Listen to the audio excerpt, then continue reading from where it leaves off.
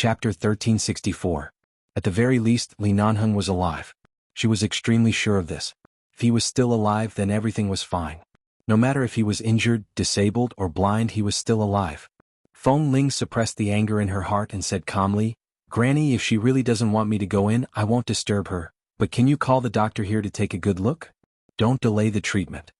Carrie was suddenly unconvinced. She stood up and opened the door. After opening the door, her gaze flickered on Granny Mai's body for a moment before turning to look at Feng Ling. "Are you looking down on my medical skills? A person who was almost dead when I saved him is now alive and well. Other than the fact that he can't see, there's nothing wrong with him. What right do you, an outsider, have to look down on my medical skills?"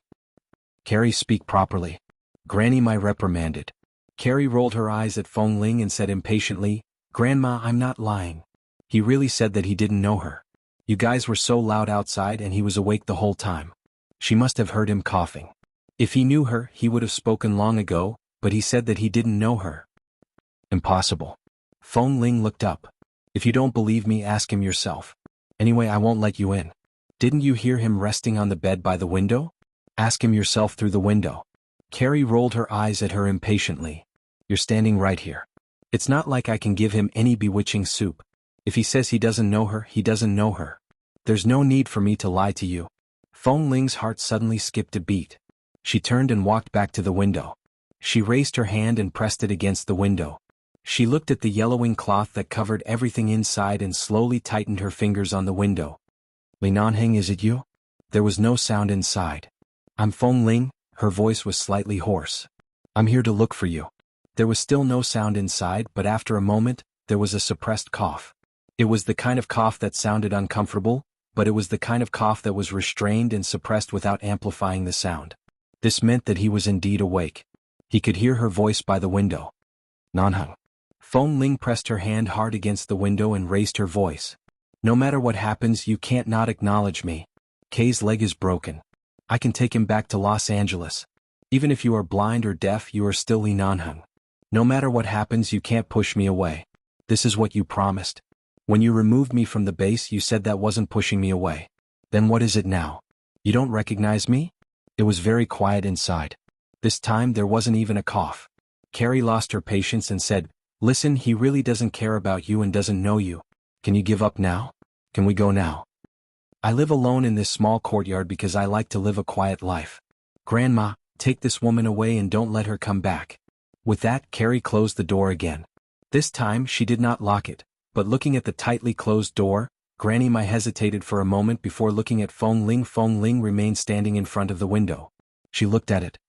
"I just want to know how badly you're injured. You don't want to see me and you don't want to acknowledge me. Are you seriously injured? Can't you even let me take a look? Li Nanheng, I rushed here from New York. I didn't even bring a gun with me when I barged into Israel. Several planes crashed in front of me, but I didn't feel anything. I just wanted to find you and bring you back. Everyone thought you were dead. Even the rescue teams sent by the base several times have been evacuated. Tam and Lin Ching specially escaped from the base to find you. In order to come to Israel, I even abandoned the phone corporation. But what are you doing? You're still alive, but you refuse to see me?" The voice of the woman outside sounded very calm. There were no heart-wrenching curses or roars. She just stood outside the window and kept talking. After Carrie closed the door, she kept listening to the sound. She then turned her eyes and looked at the man who had been sitting silently by the window on the bed. He really did not speak. His unfocused eyes were wide open, and from time to time, he would raise his hand to his mouth to suppress his coughs because of coughing. At this moment, there was no movement outside. Carrie looked at the handsome but pale man. She turned around to pour a glass of water and walked to the bed. She whispered, "You've always wanted to cough, haven't you? Drink a glass of water to suppress it." The man on the bed did not move. When he heard the footsteps outside the window gradually disappear, he slowly raised his hand but raised it aimlessly in the air. Knowing that he could not see, Carrie quickly placed the glass of water in his hand. However, the man had been suppressing his cough for too long. At this moment, his hand suddenly touched the glass of water and accidentally knocked it over. Carrie let out a low cry. Just as she was about to speak, the man suddenly turned over and leaned over the bed, coughing out a large pool of blood on the ground. "You?" Carrie was so shocked that she couldn't care less about the cup and water stains on the blanket and rushed to help him up. She watched as the man coughed up a few mouthfuls of blood and closed his eyes weakly as though he had lost consciousness. She hurriedly got up to get the medicine. Ever since the day she saved him, he had been coughing up blood like this. He had been better since yesterday, and it had been more than 30 hours since he last coughed up blood, but he actually started coughing up blood again, and this time it was so much. She knew that his internal organs had been damaged by the chemical explosion, and his internal organs were not light. Otherwise he would not have coughed up blood like this. She quickly helped him back to the bed and carefully wiped the blood from his mouth. Just as she was about to feed him the medicine, the man, who was leaning against the bed with his eyes closed, slowly raised his cold hand and gently pushed away her hand that was about to bring the spoon to his mouth. He said hoarsely, "No need. Is your desire to live that bad?" Carrie was so angry that her eyes turned red. "It wasn't easy for me to save you. I used all kinds of miraculous medicines that our doctors here have developed for many years. It wasn't easy for you to wake up. How can I watch you waste your life like this? If I can't see, then I can't see. So what? It's useless." The man closed his eyes that could not see anything. His voice was so low that it was almost inaudible. "I know my body. Don't waste the medicine." Chapter 1365. Carrie bit her lips hard and looked at him for a long time before saying, "Will you obediently take the medicine and let me treat you properly if I call that woman named Feng Ling back?" The man on the bed no longer spoke. She glared at him with red eyes. "You actually know her, don't you? No matter if what she said about fiancé is true or not, you know her. You just don't want her to see you like this, right?" The man frowned and closed his eyes. "If you still refuse to take the medicine, I'll call her back now and let her watch you eat it." "Don't." His pale brows furrowed even more. As expected. She scooped the medicine and brought the spoon to his mouth. "Then drink the medicine now. You're injured in your internal organs. These medicines are useful to you. If I really can't cure you, you should have stopped breathing the day I brought you back. You have to believe me, and you have to believe in the medicine here. If you don't drink it, I'll call her back now. She left with my grandmother. She definitely hasn't gone far yet. Maybe if I shout now, she can hear me." Before Carrie could finish speaking, the man on the bed had already opened his pale and bloodless mouth. Seeing that he was willing to drink the medicine, Carrie was still angry. She didn't know why she was angry. She only knew that the relationship between this good-looking man and that woman was definitely not ordinary. He really didn't want her to see him like this. He was clearly seriously injured and hoped that someone would take care of him by his side, but he would rather not acknowledge her than be willing to be seen like this. His body was covered in wounds and his eyes could not be seen. His face was fine, but there was a mark on his cheek. It was not very obvious, and after it healed, it would probably not be visible anymore. It was just that he was frighteningly pale and thin. Every day she helped him change into the soft and comfortable white cotton clothes here, but every day they would still be soaked in blood. That day, when she went to the riverside to clean the blood-stained clothes, the woman named Feng Ling looked at her with such a gaze. At that time, Carrie's heart inexplicably panicked. She was afraid that she would be discovered hiding a patient here, so she quickly walked away to avoid him. However, she still found him. But she didn't expect him to refuse to acknowledge her. With great difficulty she managed to feed him half of the medicine, but he coughed up quite a lot of it. Carrie quickly went to scoop some more medicine and continued to feed him, but at this time he could no longer drink it. He would spit out a mouthful after drinking a mouthful. It was obvious that his body was very uncomfortable and suffering. He laid quietly on the bed with his brows slightly furrowed. He waved his hand with a pleading attitude and said in a low voice, "Don't feed me. I can't drink it." Knowing that he really couldn't drink it, Carrie stood by the bed for a moment and had to think of other ways. Outside, Feng Ling supported Granny Mai back. Granny Mai glanced at her from time to time, but Feng Ling remained silent. "Child, don't be too sad. Maybe it was just a coincidence." Granny Mai comforted her. However, Feng Ling only curved her lips slightly. There was no extra emotion in her eyes. "I didn't make a mistake." Seeing that she was stubborn, Granny Mai couldn't persuade her anymore. In fact, Granny Mai also felt that it couldn't be such a coincidence. She also felt that someone must be lying. However, she understood her granddaughter. Although her personality was spoiled, she definitely didn't have any bad intentions. She wouldn't be so heartless to hide it when she could clearly see that Feng Ling was in a hurry. At first, when she said that there was no one at home, she was indeed lying, but later on, it didn't seem like she was lying. The person at her place should have really said that he didn't know Feng Ling. Feng Ling said that she didn't recognize the wrong person, but she didn't continue to pester Carrie. After helping Granny my back, she didn't say anything else. She didn't need the various things she had cut on the ground. She only glanced at them before leaving. Feng Ling returned to Kay's place. Kay had been waiting bitterly for her to return. Even though he was very weak, he had been waiting. Finally, when he saw Feng Ling return, he struggled to sit up. "How is it? Did you find Boss Lee? Is that him?" Feng Ling walked to the bed. "It's him." Kay's face was filled with joy. He was about to say that it was great that Boss was still alive, but when the words reached his mouth, he saw that Feng Ling's expression was very calm and didn't look very happy. He immediately couldn't smile and asked tentatively, "Then you?" "He refused to see me," Feng Ling said softly. She sat by the bed and looked at the scorching sun outside the window. "He didn't recognize me and didn't want to see me." Kay's expression softened. After a moment he said, "If it's really him, I can understand what Boss is thinking." Feng Ling was silent and did not speak. He's such a proud person. For so many years he's always been a winner. Even if he's injured, he never feels embarrassed. However, if he really can't see, no matter how proud he is, he won't be able to take it, especially when facing you. He can't face you at all. Kay said hoarsely, "Feng Ling, since you know that Boss is still alive, this is good news. Don't be anxious. Give him some time. His injuries are so serious. I can't wait forever and I can't delay like this."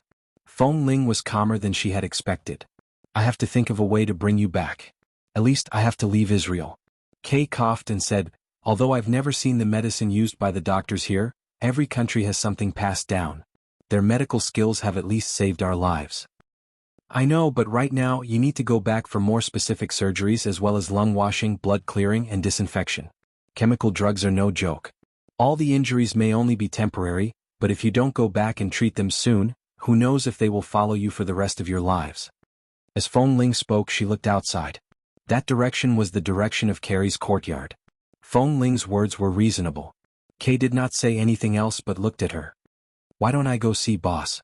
"You can't move. Lie on the bed obediently. You're not allowed to go anywhere." Feng Ling clearly would not easily give up because of a woman's obstruction. "Since I'm here, I can't leave any of you here. Li Nanheng refuses to see me. In the past, when I refused to see him, he used many shameless methods. Does he think I won't use them?" Kay. Chapter 1366. That night, Feng Ling went to Carrie's house again. This time she did not directly enter Carrie's courtyard. Instead she stood outside for a while. Hearing the sound of the door opening, she turned slightly to the side and took a look inside. Carrie held another basin of blood-stained clothes in her hand, but this time she did not seem to intend to go to the river outside to wash them. Instead, she opened a large water tank in the yard and got some water from it. She squatted in the yard to wash the blood stains on the clothes. Although the sky was already dark and there were no street lights in a barren place like the Gorkin farm, Feng Ling's eyesight had always been good. Especially at night, her eyesight was not affected by the sky at all. She could accurately tell that the blood on the clothes had just been stained. In other words, Li Nanheng's injuries had not healed and were becoming more and more serious. Based on the frequency at which Carrie washed these bloody clothes, his injuries should be more serious than Kay. Apart from his broken leg and slightly slow reaction, Kay was fine. At the very least, he could communicate with her normally. As long as he recuperated for a few more days, when Tam and Lin Qing arrived, they could help bring him back. As for Li Nanheng, it seemed that the wounds on his body would often bleed. Feng Ling stood silently outside the yard and watched Carrie wash clothes. After watching for a long time, she gently pushed open the door and walked in. The door outside the yard suddenly opened with a creak. Carrie's hand paused in the water. She turned back to see that it was Feng Ling, who had come once during the day. Knowing that Feng Ling indeed had something to do with the person inside, Carrie couldn't be too wary of her right now. However, she still glanced at her unhappily. "What time is it? Why are you here in the middle of the night?" "I've prescribed a lot of medicine from the doctor." Feng Ling was actually holding a bag of things in her hand. She placed the medicine on the stone table beside Carrie. "Don't mind me. I didn't mean to underestimate your medical skills. I was just worried that you didn't have enough medicine here, so I asked the doctor for some." Carrie still didn't have a good expression on her face. She didn't even look at the medicine and lowered her head to continue washing the clothes. As she scrubbed with her hands, she said coldly, "You make it sound nice. You're afraid that there's a problem with my medicine, right? You're also very smart. You should know that I'm not lying. I can guess why he doesn't want to see me, but please let me go in to see him. At least let me know how badly he's injured." If it's really serious, he must immediately return to where he belongs and let him be treated as soon as possible. And if his eyes are really blind, he should go to a proper hospital for a proper examination and treatment as soon as possible. Feng Ling looked at her. Miss Carey, you're willing to save a life, which means that you're a very kind and warm-hearted person. I said I don't know you, but you still insist on sticking to me. He doesn't even want to see you, and you keep saying that you're his fiancé. Don't you feel ashamed? When Carey hid something in her heart, she didn't know how to hide it. She didn't want to continue the topic of whether that person wanted to see her or not. She just raised her eyes and looked at her. I've already expressed it very clearly during the day. You know his attitude very well. He doesn't know you. Granny Mai is a very gentle person. I don't want anything unpleasant to happen between me and her granddaughter. I hope Miss Carey won't be too stubborn. Feng Ling's voice turned cold and her eyes were cold. Carey sneered. You barged into my house in the middle of the night. If I don't let you in, can you still barge in? Feng Ling did not speak, but she had already answered with her actions. She turned and walked toward the tightly shut door. Hey, what are you doing? Seeing that she really had the intention to barge in, Carey quickly stood up and chased after her. She stepped forward and opened her arms to block the closed door. She glared at the woman who had lost a lot of patience and clearly didn't want to be entangled with her anymore. She glared at her. This is my home. You can't barge in. What if I insist on going in? Feng Ling's eyes were not particularly cold, but her gaze was indeed like a thin layer of smoke behind the cold fog as she looked at her. She had indeed run out of patience. Li Nanheng's physical condition could not be delayed. Then I'll ask the people here to chase you out, Carey said as she pulled a bell by the side of the door. Feng Ling glanced at the bell. If she guessed correctly, this should be a signal used by the locals of Gorkin Farm. If it rang, the people nearby would hear it. Now that it was late at night, they would hear it even more clearly. In other words, as long as the bell rang, many people would rush over immediately. Feng Ling glanced at the bell. Carey stared at Feng Ling and suddenly said, You suddenly left in the afternoon. Is it because my grandmother is here? You don't want her to see your barbaric side. You're afraid that she'll know that you've taken in a robber, right? In the past, Feng Ling had never had a deep understanding of whether she was a man or a woman. But now, at this moment, a woman's sixth sense was telling her. Carey refused to let her in to see Li Nanheng. Apart from Li Nanheng's own reasons, Carey also had her own selfishness. No matter what her selfishness was, Li Nanheng had to go back to America with her. A life is at stake, Miss Carey. He's an injured person. He's a patient. His mind isn't clear. Is your mind also not clear?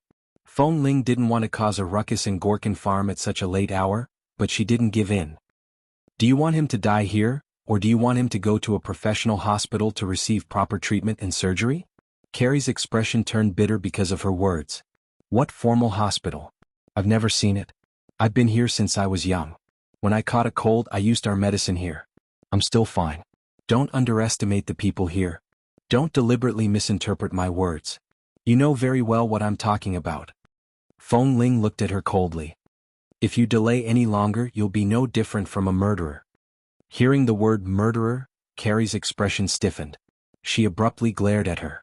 What nonsense are you spouting? Before Carey could finish her sentence, the door behind her suddenly opened. There were no lights in the courtyard, and only the bright moonlight in the sky illuminated the place. The moment she heard the door, Carey paused and turned her head abruptly. Almost at the same time as Feng Ling, she saw the man who had gotten out of bed and walked to the door. Chapter 1367. The man's eyes were unfocused, but this house was not big and there were not many things inside. There were not many obstacles and the bed was relatively close to here. He must have groped his way over.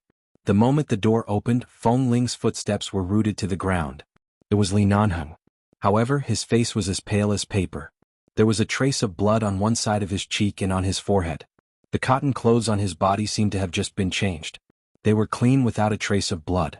He had lost a lot of weight and there was a lot of stubble around his chin. Although his eyes were open, they were as calm as a lake of stagnant water. He did not move at all. Ah, why did you get out of bed? Carey cried out softly and quickly turned to help him up. However, the man behind the door only placed one hand on the door and opened his unfocused eyes. Then, when Carey approached, he raised his hand and suddenly held Carey's hand.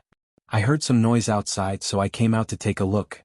Li Nanheng's voice was so hoarse that it was almost inaudible, but the surroundings were very quiet. This short sentence was very clear. Carrie was also startled by his sudden hold of her hand. Then, her face strangely turned red and her expression was somewhat awkward. Before she could speak, she heard Li Nanheng hold her hand and say, "Did that person come to disturb you again?" That person? Feng Ling's gaze was fixed on Li Nanheng's face.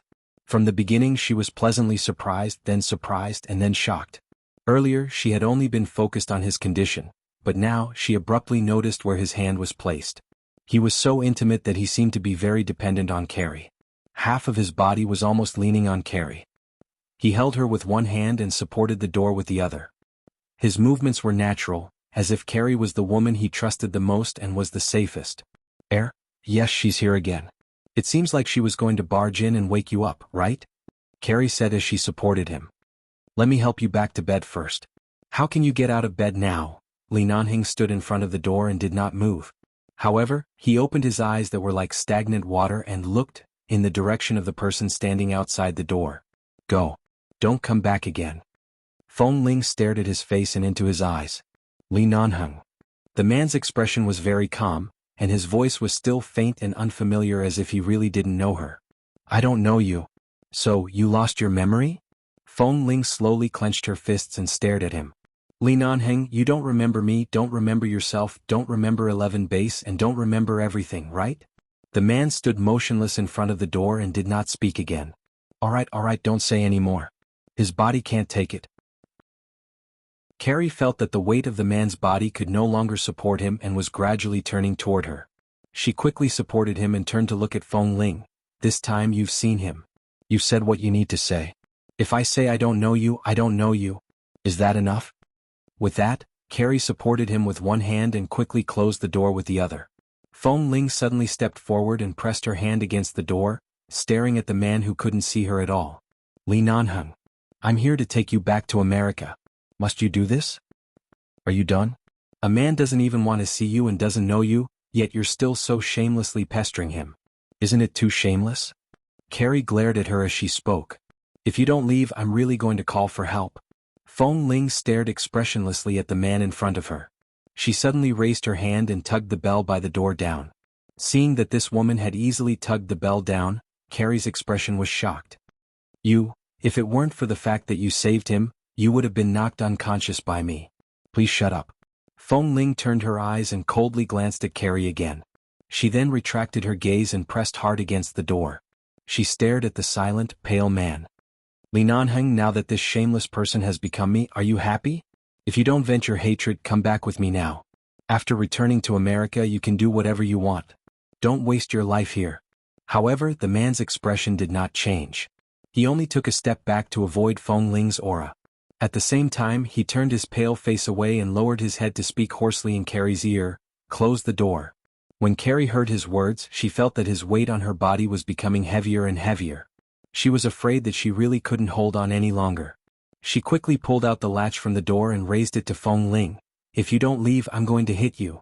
However, Feng Ling did not even look at her. Let me tell you, I've been here since I was young.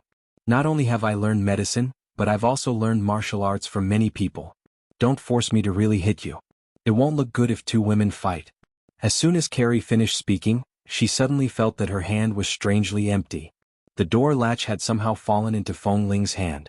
At the same time, the door latch suddenly fell to the ground. The sturdiest wooden door latch in their place was instantly split in half. Carrie's expression trembled violently. She abruptly raised her head to look at Feng Ling. However, Feng Ling only looked at Li Nanheng coldly from beginning to end, as though the smooth movements earlier did not come from her. You. Carrie was so angry that her face turned pale. However, at this moment, Li Nanheng raised his hand. Even though he did not have much strength, he still placed his hand on the door. Then, expressionlessly, he closed the door bit by bit. When the door hit Feng Ling, he turned his gaze away as though he did not see it. He closed the door heavily and pushed her out. He did not use much strength, but Feng Ling was forced to stagger back a step. Her eyes were fixed on Li Nanheng, who had personally closed the door. Carrie was dumbfounded. Until the moment the door finally closed, she was still staring at the door. However, in less than 3 to 5 seconds, the man who had been barely able to stand against her suddenly jerked violently. He abruptly coughed out a large mouthful of blood and instantly fell to the ground. She quickly reached out to support him, but she could only barely grab his arm. She watched as he knelt weakly on the ground, suppressing his coughing, but blood kept flowing out of his mouth. She quickly squatted down and said in a low voice as she supported him, "Oh my God.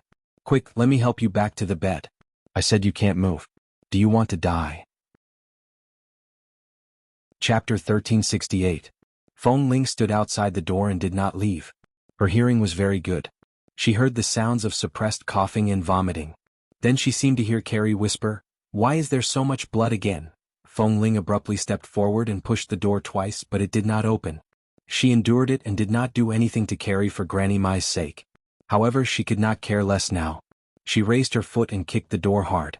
After 2 consecutive kicks, the door cracked and the lock in the middle also cracked. Before Carrie could help Li Nanheng back to the bed, she heard a loud noise behind her. She turned her head abruptly and saw that the woman had kicked the door open and walked in quickly. "What are you doing?" Before she could finish speaking, the man who was being supported by Carrie was carried away by her.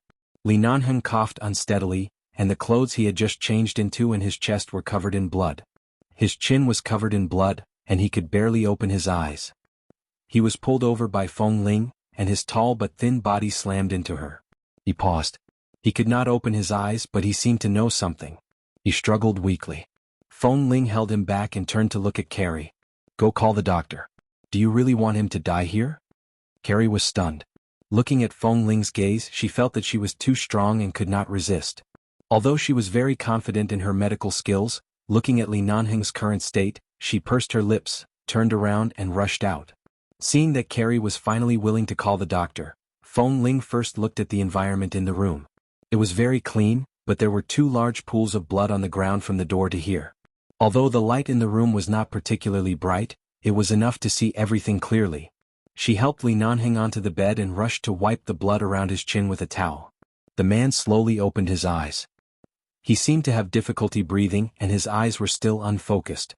He slowly raised his hand to push her hand away, but Feng Ling forcefully pressed him down. She pressed the towel firmly against his chin and said sternly, "Don't move." The man frowned imperceptibly, but he was so tired that he could not speak. He was also so uncomfortable that he could only keep swallowing the smell of blood that he wanted to vomit. He endured it, but it was not difficult to tell that he was really uncomfortable. "Li Nanheng, if you dare to die, I'll immediately take out a gun and shoot myself in the head. Since I was young, everything important in my life has been entangled with you. If you dare to abandon me, even if you go to hell, you can't shake me off." Feng Ling spoke as she pressed his shoulder hard and quickly wiped away the blood. She felt that although the man's hand only struggled for a moment, he did not move again. She didn't know if it was because he really did not have the strength or because of her words. But at the very least he could not beat her now. It was difficult for him to even stand up. The arrogance he usually showed in front of her was gone. What could he use to fight with her? She wiped away the blood on his body and looked at the cotton clothes on his chest that were dyed red with blood. Feng Ling's heart had become especially calm after the torture of the past few days. Even if the man she had been searching for a long time was likely to die in front of her in the next second, she had to remain calm. Because why are you coughing blood? Are your internal organs injured? Where were you when the explosion occurred? Were you affected at the edge or were you shaken into the water at the center of the earthquake? Feng Ling asked as she tugged at his clothes.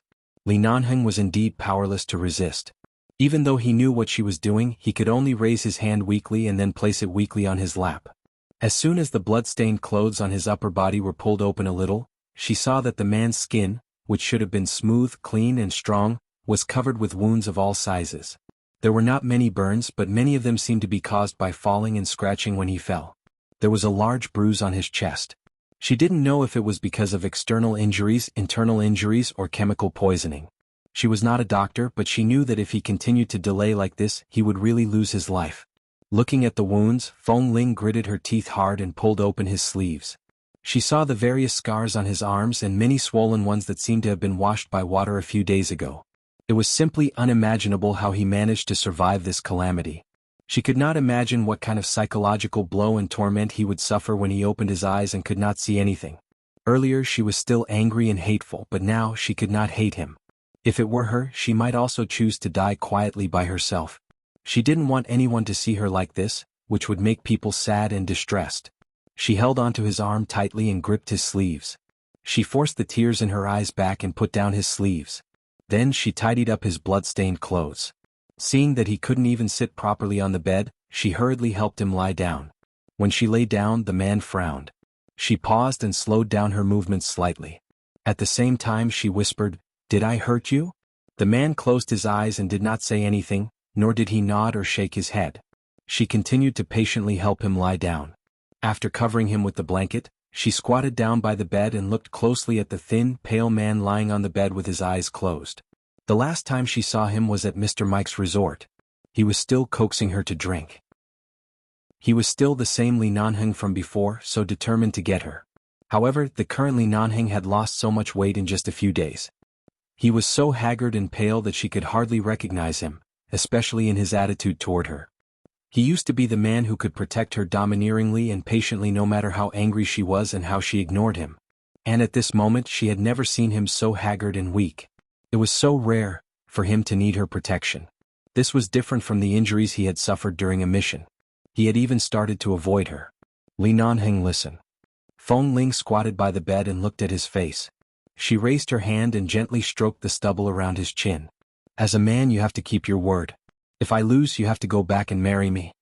Seeing that he did not speak and did not turn his head, Feng Ling could not tell if she was comforting or mocking him. She said indifferently, "I didn't expect that a man like you, whose heart is thicker than a mountain and bigger than the sea, would feel inferior. So what if you can't see? Isn't your face not ruined? Can't you still rely on your face to eat? Why are you hiding?" Chapter 1369. As Feng Ling spoke, she reached for his hand that hung weakly by his side. As soon as she held his hand, the man coughed violently again. She didn't know if it was because he instinctively wanted to cover his mouth or because he wanted to pull his hand out. In any case, he was trying to break free from her hand. Feng Ling didn't force him. After the man pulled his hand out, the suppressed cough made the pain in her heart that she had been deliberately suppressing emerge bit by bit. He suddenly couldn't help but cough violently again on the bed, and blood that he couldn't suppress flowed out of his mouth. Feng Ling quickly stood up and was about to help him sit up. It was too uncomfortable for him to choke back the blood. However, as soon as her hand touched his shoulder, the man seemed to have been electrocuted and suddenly shook her off. At the same time, he swung her hand away. Perhaps due to overexertion, the blood all over his body and chin made him look like a lonely soul who had just crawled out of a pool of blood. He looked extremely terrifying and pathetic. Then he pushed away her hand that was about to reach out to support him again. However, because of his unstable body, he sat on the bed with one hand and staggered for support. He spat out another mouthful of blood and said in a low and hoarse voice, "Why are you still here? What are you doing?" Feng Ling frowned. "You still want to chase me away at a time like this? Li Nanheng, are you? Go!" The man's face was filled with pain, and there seemed to be some impatience in the pain. He refused her touch and only pushed her hand away again and again. He staggered and lay on the edge of the bed. There were still traces of blood and foam in his mouth, and when he spoke, blood flowed out of his mouth. "Go." Feng Ling was pushed away by him again and again, but she couldn't get angry at all. Seeing him like this, the pain in her heart spread bit by bit to her limbs. She quickly bent down to help him up. "Boss." This call of "boss" caused the man, who was trembling in pain and so weak that he could barely open his eyes, to frown imperceptibly. Feng Ling gripped his shoulder tightly and helped him sit up. "Don't push me. You can't leave someone by your side right now." Li Nanheng didn't look at her. Seeing that in just a few days, he had become so thin and pale that even the blood vessels under his eyelids could be seen clearly, and his body was so cold that all the warmth was about to fade, she quickly pulled the quilt on the bed over him and held him firmly in her arms like how he used to protect her in the past, not giving him the slightest chance to break free. She pressed her face against his, and her voice was close to his bloody mouth as she said, "Don't chase me away, let me accompany you, don't chase me away again." Li Nanheng clearly wanted to chase her away, but he didn't have the strength to do so. He only frowned and slowly turned his face away, not allowing her to use her fair and clean skin to rub against the blood on his mouth. 3 or 4 minutes later, the sound of hurried footsteps came from outside. It wasn't just one person's footsteps. Carrie had already called the doctor over. She rushed in and saw the man wrapped in the blanket tightly in Feng Ling's arms. There was blood by the side of his mouth and on the bed. Carrie immediately cried out softly, "Is he coughing up blood again? He clearly looked much better after waking up a few days ago. Why is he vomiting blood so badly these 2 days?" Uncle Mona quickly looked at him. I clearly used the right medicine. The doctor who was addressed as Uncle Mona had gotten to know Feng Ling in the past few days. Seeing that the man's condition was indeed not good, he did not care about being polite and walked over. However, just as the doctor was checking Li Nanheng's injuries and was about to remove his clothes, Li Nanheng seemed to be half awake again. He suddenly raised his hand to block the doctor's hand. Are you still conscious? As Dr. Mona had known Granny Mai for many years, he knew some simple Chinese that sounded a little awkward. Carrie said that your injuries are very serious, even more serious than those of the young man at my place. I need to check all the injuries on your body. Li Nanheng did not move. His hand continued to block Dr. Mona's hand. His expression was determined. He did not want to be undressed again. Carrie was extremely anxious from behind. Uncle Mona is the doctor who taught me medicine. He's the best doctor in our Gorkin farm. Let him take a look. After a moment of silence, Li Nanheng said hoarsely, let her out. Because Feng Ling was hugging him tightly, she was the closest to him. Even if he didn't say her name, she immediately understood what he meant. He meant to let her out. Her expression darkened. At this moment, Dr. Mona also raised his eyes to look at her. Miss Feng Ling, let me check his injuries first. It seems like he won't cooperate if you're here. Feng Ling's hand gripped the blanket by Li Nanheng's side tightly. At this moment, Carrie walked over and looked at her. She wanted to say something, but she was frightened by Feng Ling's cold aura. She only glanced at her from time to time, indicating for her to quickly cooperate and leave. Feng Ling had no choice but to move her hand away from Li Nanheng's body. After letting him go, she stood up from the bed and took a step back. She did not want to affect the doctor's examination of his injuries. She could stand further away. The doctor did not say anything else. He was about to unbutton Li Nanheng's clothes when the man on the bed raised his hand to stop him. He coughed again and coughed up blood again. The moment he coughed up blood, he said hoarsely with difficulty, let her out. Feng Ling's expression did not show any emotions. She only looked at the man on the bed who repeatedly wanted to let her out. This. Dr. Mona could actually forcefully hold the patient down because he was out of strength, but even though this man was so injured and weak, he inexplicably felt a sense of oppression that he did not dare to forcefully hold him down. He could only turn back to look at Feng Ling, quickly go out. He doesn't want to see you at all. I saw that he coughed up blood especially badly these 2 times. It's all because of your appearance. He was originally fine. If you weren't here, he wouldn't have been so agitated and wouldn't have been like this. Hurry up and get out. Carrie also muttered unhappily, I've been chasing you away but you're still here. Now that the doctor is here, you're still in the way. Feng Ling slowly clenched her fists and then loosened them. All right. With that, she turned her gaze away and walked out of Carrie's room. Chapter 1370. The door was closed from the inside again. Through the door she could no longer hear anything inside. Everything was quiet. Feng Ling stood outside the door and turned back to look at it. She stood outside for a long time until Granny Mai rushed over after hearing the news. Seeing Feng Ling standing outside the door, she immediately approached. Since the doctor is here, don't worry. I heard about Carrie going to look for the doctor. You have already seen your friend, right? Feng Ling did not speak. She stood there and looked at the tightly shut door without saying a word. Seeing her expression, Granny Mai could not bear to see her like this. She raised her hand and gently patted her back. Child, since he's still alive, there's always hope. Be patient. Feng Ling pursed her lips slightly, but her smile was not obvious. It was clearly a polite response to Granny Mai, and she continued to remain silent. From night to dawn, from dawn to noon. Granny Mai came and left. In the morning she prepared some food and brought it over. Seeing that Feng Ling was still standing in the yard, she saw that Feng Ling was still standing in the yard. The door had not been opened for the past few hours. Carrie and the doctor had been inside. She didn't know how they were doing, so it wasn't appropriate for her to ask. She could only persuade Feng Ling to eat something. Feng Ling thanked the granny, but she was really not hungry and could not eat. It was almost afternoon when Granny Mai came again. Seeing that she was still standing outside, she said, It's going to rain soon. Our place is close to the desert. It's rare for it to rain once a year. From the weather, the rain shouldn't be light. Come back with me first. Come back when the doctor gives you the news. There's no need, Granny. Even though Feng Ling had been standing outside for a long time, her legs were not so numb that she could not move. When she was punished in the base, it was common for her to stand for an entire day with a heavy bag. She said to Granny Mai, But I still have to trouble you with one thing. Speak. When the door opens, your granddaughter might not agree to let me in. Feng Ling's words stopped there, but Granny Mai quickly understood what she meant. She nodded. I'll talk to her properly. Although she's a little impatient, she doesn't have any bad intentions. She'll definitely listen to me. Thank you, Granny. The Gorkin farm was located at the edge of the desert, and all the water they usually ate and used depended on the river. It really didn't rain here all year round. If it rained twice a year, it would be a blessing from the heavens. This rain was indeed very heavy. According to Granny Mai, this was the heaviest rain she had seen in the decades since she came to Gorkin farm. Lightning flashed and thunder roared, pouring down in torrents. The sound of rain could be heard. Usually when the people here saw rain, they would be happy as if they were celebrating a festival. However, although the sound of rain was clear outside, Carrie's small house was filled with the smell of medicine.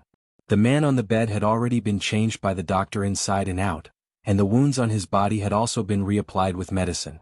After being fed medicine, he had slept twice, and after waking up he would fall asleep again in less than an hour. He was really exhausted, and the burden and exhaustion on his body and mind were too heavy.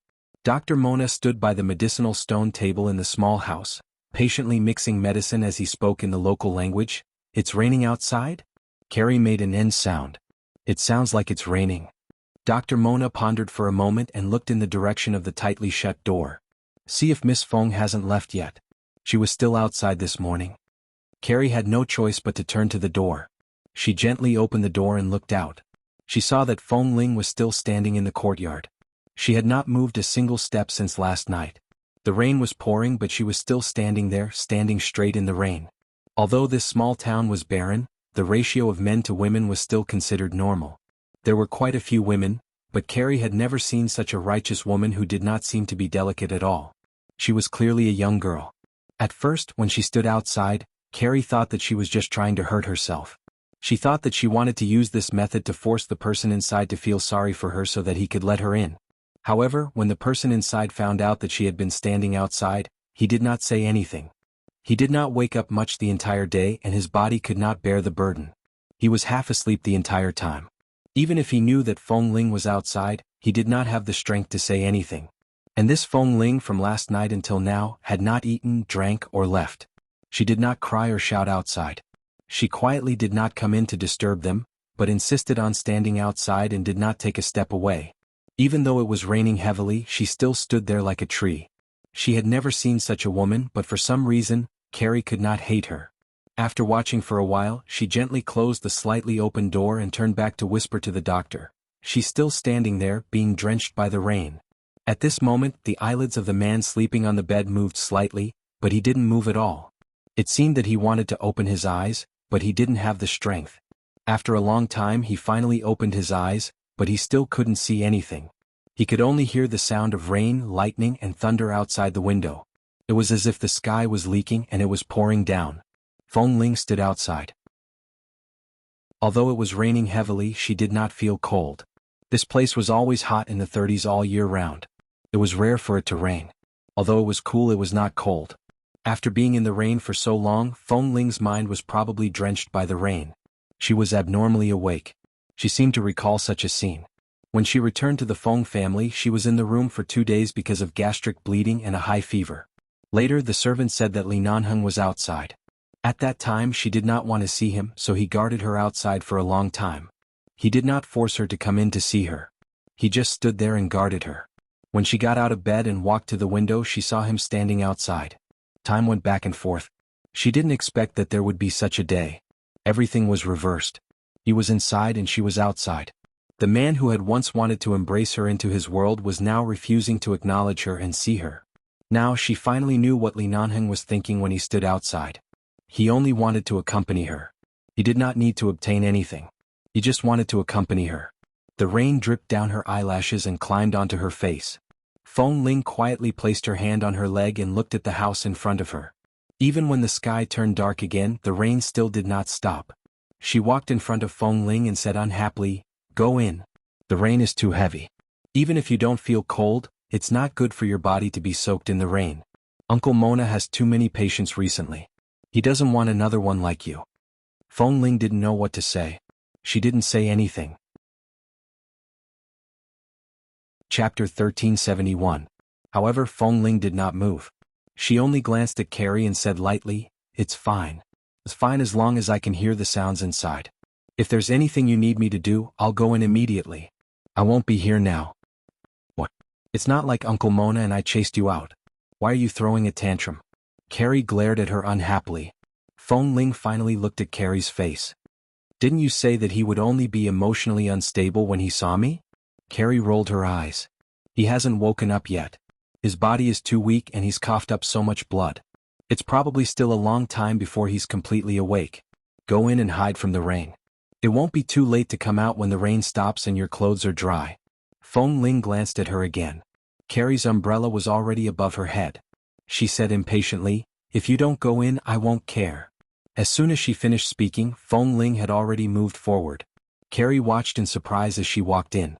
After entering the door, she quickly closed the umbrella and muttered in surprise, "You've been standing outside for so long and haven't moved at all. Don't you sway at all when you walk? Don't your legs hurt or ache?" "They're fine." Feng Ling did not explain. After entering the door, she immediately looked at the man who was still unconscious on the bed. She originally wanted to go over to take a look, but she realized that her clothes were wet. After being drenched in the rain, it was probably not good for him to go over with the cold air, so she decided not to go over. She walked to Dr. Mona and gave him a grateful look. Dr. Mona didn't say much and just smiled politely. After all, he had personally seen how Feng Ling treated Kay 2 days ago. He knew that she must have an inseparable relationship with these two injured people who had been washed into their town. Furthermore, this Miss Feng's character was not bad. The person she cared about was seriously injured and unconscious here. There was no need to torture her like this. Not long after, Carrie went to the inner room at the back of the small house and found a light yellow cotton dress. She handed it to Feng Ling without a good expression. "Well, your clothes are so wet and dripping. Don't wet the floor in my room. Go change your clothes." As she spoke, Carrie looked her up and down for a while. "This dress of mine was bought by a merchant in town who went to Jerusalem. I bought it because it looked good, but it was a size too big for me, so I only tried it on once and hung it in the cabinet without touching it again. You're taller than me, so these clothes should fit you. Go and change." Feng Ling knew that this Carrie was a little spoiled and unreasonable, but it was indeed as Granny Mai had said.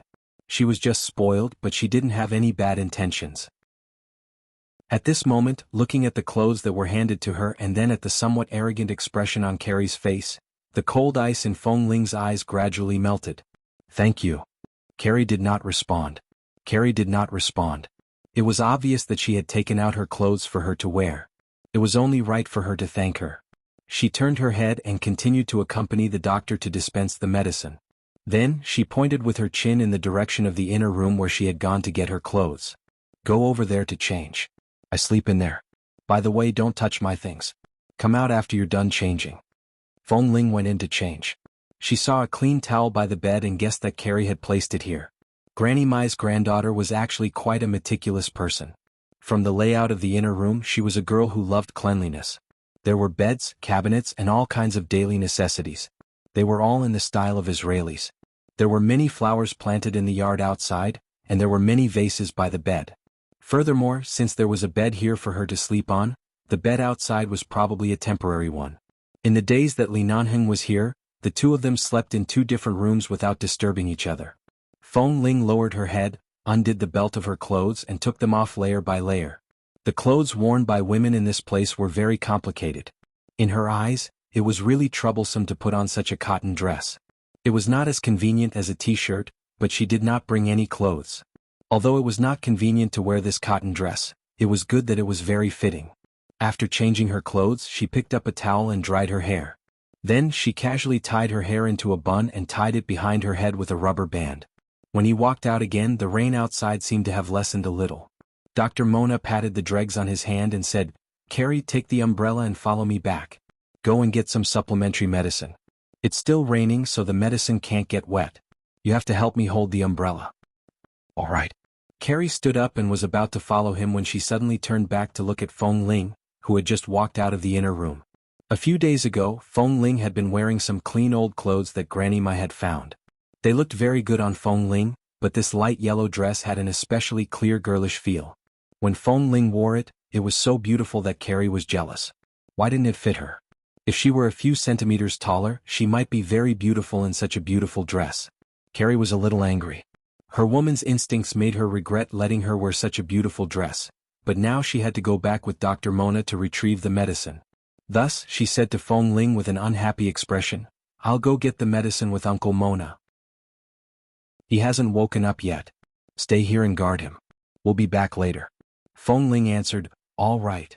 This was Carrie's home. In fact, she didn't want Feng Ling to stay here alone to guard him. However, as a doctor, it was more important for her to get the medicine. She could only turn around unwillingly and leave with the doctor. The door opened and closed and the small room was silent. Feng Ling turned to look at Li Nanheng on the bed and walked over. There was a small wooden stool by the bed. Dr. Mona had probably sat on it to facilitate his diagnosis. She sat down on the small wooden stool and looked at the man who had his eyes closed and was motionless on the bed. Li Nanheng was originally a tall and straight man. Although he wasn't the kind of man with tangled muscles, he was definitely a man with perfect muscles and a strong sense of strength. However, Li Nanheng was lying here and had lost a lot of weight. Although the muscles on his body wouldn't disappear in just a few days, it looked like he had really lost a lot of weight. She looked at his hand that was resting on the side of the blanket. He was so quiet that he didn't even move his fingers. She gently reached out and touched his hand. She was so careful that she didn't wake him up, afraid that he would chase her away, or afraid that she would hurt him. Then, slowly she held his hand in her own and intertwined her fingers. There's no more torture later. Little Feng Ling is so domineering. There's no way she'll let Li Era succeed. Even if she has to kidnap him, she'll kidnap him back to Los Angeles. He's so weak now. He can't beat her, right? Chapter 1372. Perhaps because she hadn't slept well for the past 2 days, she held his hand and sat by the bed to look at him. She felt that his slightly cold palm was still warm and she could feel the pulse on his wrist. Outside, there was the sound of rain, and the room was filled with the fragrance of medicine. Feng Ling sat on the small wooden stool and pressed her forehead against his hand to sleep. After sleeping for less than 10 minutes, there was a sudden clap of thunder in the sky. Feng Ling opened her eyes with a jerk, only to see that Li Nanheng was still sleeping. The temperature of his hand had always been warm, and the intermittent beating of his pulse was maintaining his extremely fragile life. Feng Ling opened her eyes to look at him. She held his hand tightly and moved the small stool forward, leaning even closer against the bed. She held his hand while looking at the man's weak and sleeping face. From Washington to New York to Jerusalem to this Gorkin farm, she had searched for him for so many days. Now he was still alive. Even if he was seriously injured and unconscious, he at least had a peaceful breathing and vitality. She could feel his temperature and see his existence on her fingertips. As if she had thought of something, Feng Ling slowly raised his hand and pressed his warm palm against her face. She gently rubbed his hand against her face and kept looking at him. At this moment, the sound of hurried footsteps came from outside. Carrie and the doctor hurriedly brought the medicine back. At this moment, the sound of hurried footsteps came from outside. Carrie and the doctor hurriedly brought the medicine back. After entering the door, Carrie shook off the water on the umbrella and turned to see Feng Ling standing by the bed. She then looked at her holding Li Nanheng's hand and wanted to say something. She endured it and did not speak. In the blink of an eye, she saw that the doctor gave her a look and asked her to continue helping. Carrie had no choice but to follow. When he went to the side to continue preparing the medicine, Dr. Mona said softly in the local language, "In order to find him, Miss Feng seems to have rushed here from far away." Carrie lowered her head to prepare the medicine. She did not reply, but her expression was clearly unhappy. "He doesn't belong to you," Dr. Mona said again. Carrie pursed her lips. After a long while she said, "I know. It's good that you know. There are many men in our town who like you. There's no need for you to care too much about an unknown outsider. Besides, it's obvious that they're a very affectionate couple." Carrie was depressed for a long time before she said, "Uncle Mona, I've never thought that an Asian man was so good-looking before. When I brought him back from the river that day, I only wanted to save him. After wiping him clean, I realized that this man is really good-looking. Even if it's pretty, it's not yours." "I know." Carrie pursed her lips. When this Miss Feng came to look for someone that day and said that she was looking for her fiancé, I knew. Looking at her indignant little eyes, Dr. Mona smiled. He knew that she knew her limits and just didn't know how to restrain her emotions, so he didn't say anything else. He only reminded her one last time, "You're a doctor." "Yes." Feng Ling couldn't understand their conversation, but she had no time to listen because Li Nanheng had woken up. His fingers moved first. He probably felt that someone was holding his hand. He instinctively wanted to move his hand away, but she held it tightly. He opened his eyes. Even though he couldn't see, he didn't move much. However, he seemed to know who was holding his hand by the bed. Seeing that he had woken up, Feng Ling quickly got up. As though afraid that her existence would agitate him again, she did not dare to speak. She only turned to look at the doctor for help. Seeing this, Dr. Mona walked over. Only then did Feng Ling let go of his hand. When she let go, the man did not habitually grab her like before. Instead, he quietly placed his hand by the bed and did not make any unnecessary movements. The doctor went to check on his current condition. Feng Ling kept her gaze on the bed, unwilling to leave it for even an inch. 10 minutes later, the doctor retreated from the bedside. She saw that Li Nanheng had already closed his eyes again, but his eyes seemed to be slightly red. It was probably because his eyes were uncomfortable and not because he had fallen asleep again. Dr. Mona turned back to continue preparing the medicine. At the same time, he said a few words to Carrie. After listening for a while, Carrie turned back to translate for Feng Ling. Uncle Mona said that he applied medicine to his eyes during the day. Later, his eyes were probably uncomfortable from the stimulation of the medicine, so he took it off again. He just woke up. When he opened his eyes, there were still some remnants of medicine around his eyes. That's why his eyes are red. Don't worry. Feng Ling did not say anything but nodded gratefully at Carrie.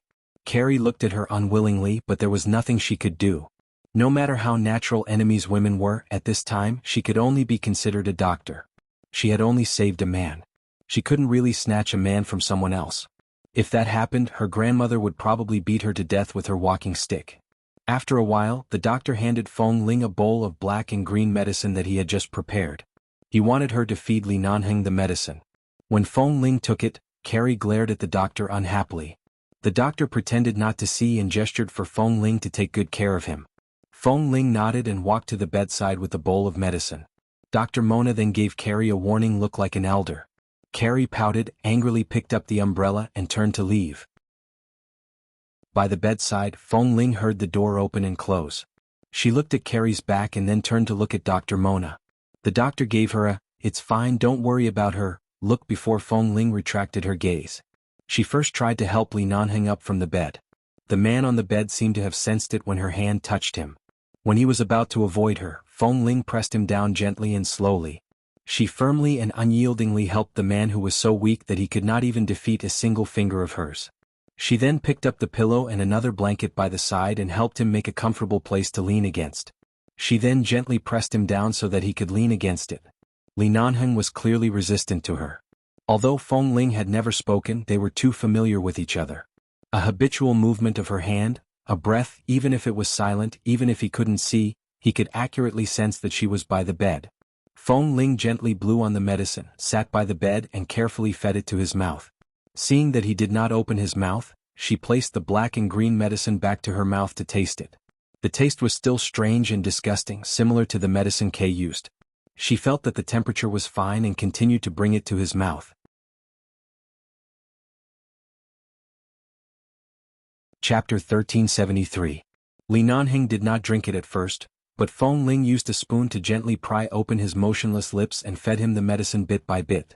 The man frowned as though he felt that her hands would be sore if she kept raising them like this.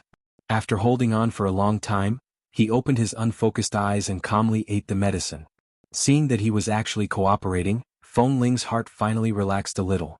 Her lips were dyed with a smile for the first time in days, and she continued to feed him. She fed him diligently. He could not see her and did not say anything. After drinking more than half of the medicine, Feng Ling turned back to ask the doctor if he wanted to continue feeding him. The doctor looked at the remaining medicine and told her with his eyes that it was enough. This kind of eye contact was the way they were used to communicating when they were taking care of Kay at the doctor's house a few days ago. Although Dr. Mona knew a little simple Chinese, his vocabulary was very small. Other than the occasional necessary conversation, he could not communicate for a long time. Feng Ling put down the bowl and picked up a clean towel to gently wipe the medicine stains by his mouth. The man did not resist. Although he could not see, his eyes did not stay in her direction. He was clearly tilting his head and not looking at her. Feng Ling was here tonight, especially after Li Nanheng woke up. She did not say a word. Even though they knew each other well, she did not speak. She only sat by the bed and watched him take care of him. Even if there was an obvious indifference in his eyes that kept people 1,000 miles away. Late at night, Carrie had yet to return. Granny Mai came over and brought them some food. She then told Feng Ling that Carrie had gone to her place to spend the night and that there was no need to worry. Not long after, Dr. Mona also went out for an emergency because a child from a family in the town was sick. He asked Feng Ling to stay here alone and prepared the medicine to be heated by the side. Late at night, although this was Carrie's room, the room was quiet and only the two of them were left. Feng Ling silently sat by the bed and watched the man who had already laid down again. Li Nanheng closed his eyes, and the redness around his eyes had mostly recovered. She tentatively reached out to touch his eyelids to see if there were any signs of his eyelids heating up. However, when her hand was still a centimeter away from his eyes, the man abruptly raised his hand to hold her wrist. Although Li Nanheng was not strong, his intention to stop him was obvious. Right now, his eyes were the most sensitive part of his body and heart. Feng Ling withdrew her fingers and looked down at him. After a long while, she finally withdrew her hand and said softly, "Li Nanheng." The man closed his eyes and did not respond. He only quietly placed his hands back to his side. When he heard her voice, he did not have any extra reaction. It was as though a completely unrelated person was disturbing his sleep. He merely adopted an attitude of ignoring her. Seeing that he was not agitated, Feng Ling confirmed that the 2 times he coughed up blood were coincidences. She leaned closer to the bed and whispered, "Boss Li." Hearing these words, the man on the bed still did not have any reaction. "Kay lost a leg," she said softly. "Do you know?" Finally, this news that he had only learned after being unconscious for many days caused the man's brows to furrow silently. Although it was not obvious, even the slightest fluctuation in his emotions could still be captured by Feng Ling, who was sitting by the bed. She continued, "He knows that you risked your life to save him, so even though he lost a leg, he at least saved his life." The room was quiet. There was only the disgusting and bitter smell of medicine that was acceptable. Feng Ling's voice also appeared very quiet in this quiet room. Her clear and clean voice clearly broke through the dark fog of the night and penetrated the high walls layer by layer. "If, at this time, Kay gives up the chance to be treated because he has no leg and some symptoms caused by chemical poisoning, would you hate iron for not being strong enough? Would you want to wake him up?" Feng Ling looked at his face as she spoke. "Just like how I treat you now. If you weren't so weak that you couldn't even stand up, Li Nanheng, I would slap you a few times first." Speaking up to hear, Feng Ling suddenly smiled self-deprecatingly and looked at the man who had closed his eyes without any reaction. "Are you scolding me in your heart? I've never been very gentle to you, have I? I still remember what you said to me. Now I can ask you the same question." She leaned against the bed, leaned close to his ear and whispered, "Li Nanheng, you've been a tyrant in my life for more than 10 years, stirring up waves after waves in my life. Now you say you don't remember me and you say you don't remember me? Do I agree?" He did not speak and Feng Ling was not anxious. Anyway, she knew that he was awake. "Speaking of which, the last time we met was in Washington. You should know how I was drunk step by step the night before." Feng Ling's voice was clear. "What? Are you so eager to get rid of your relationship with me? Are you afraid that I'll settle the score with you? You deliberately got me drunk to trick me, didn't you?" As Feng Ling spoke, she continued to whisper into his ear. Her breath gently brushed against his ear. "You should know very well that I was already awake at that time. I remember everything that happened after I returned to the room from the hot spring. Do you want me to repeat what happened to you?"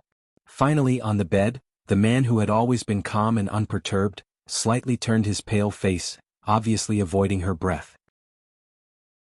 Feng Ling, who had always been passive and was always very contradictory and unreasonable when it came to matters between men and women, took the initiative to mention that night.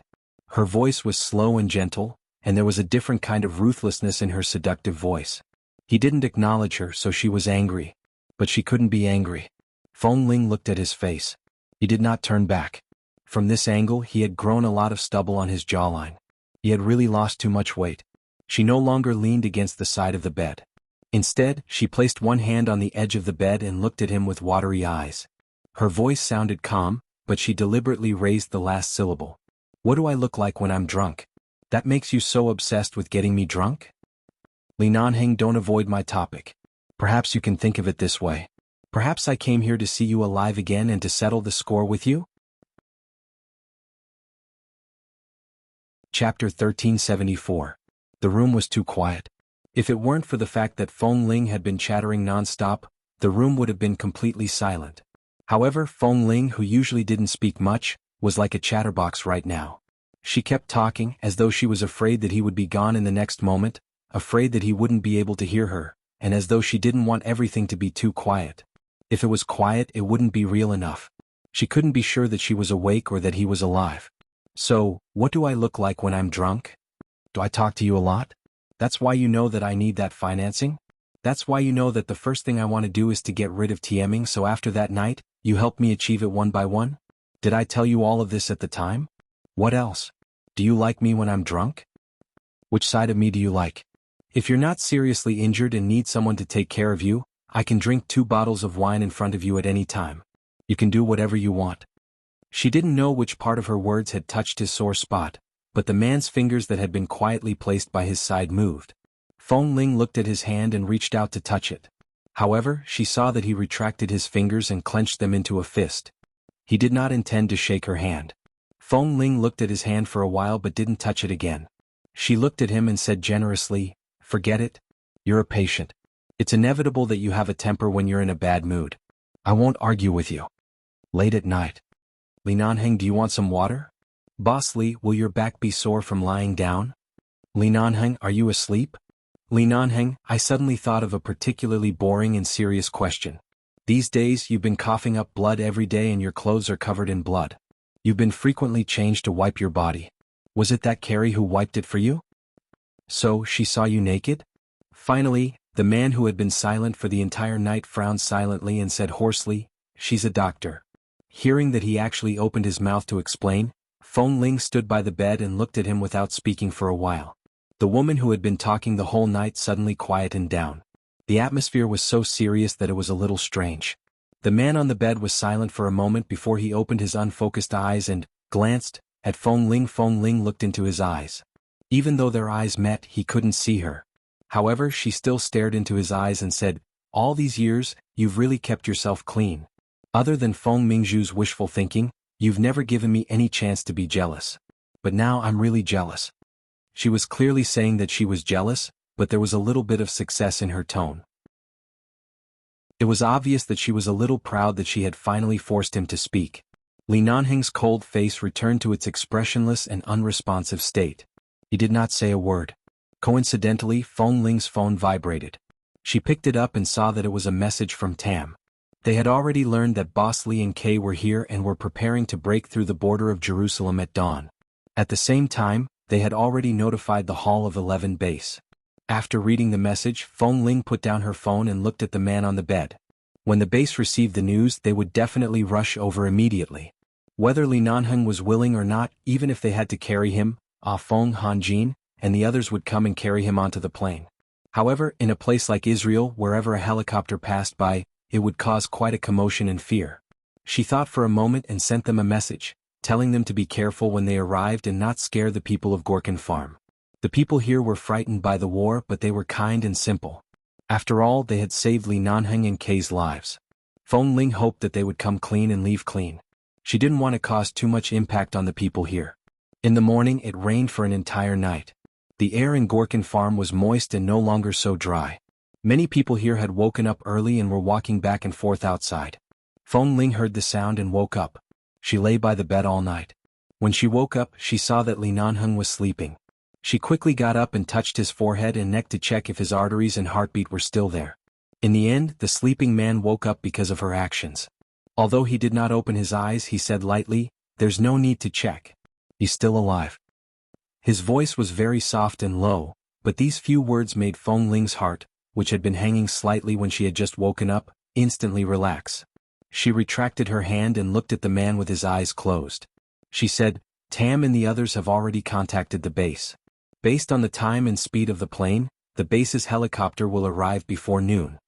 Li Nanheng did not respond, but his brows were clearly furrowed.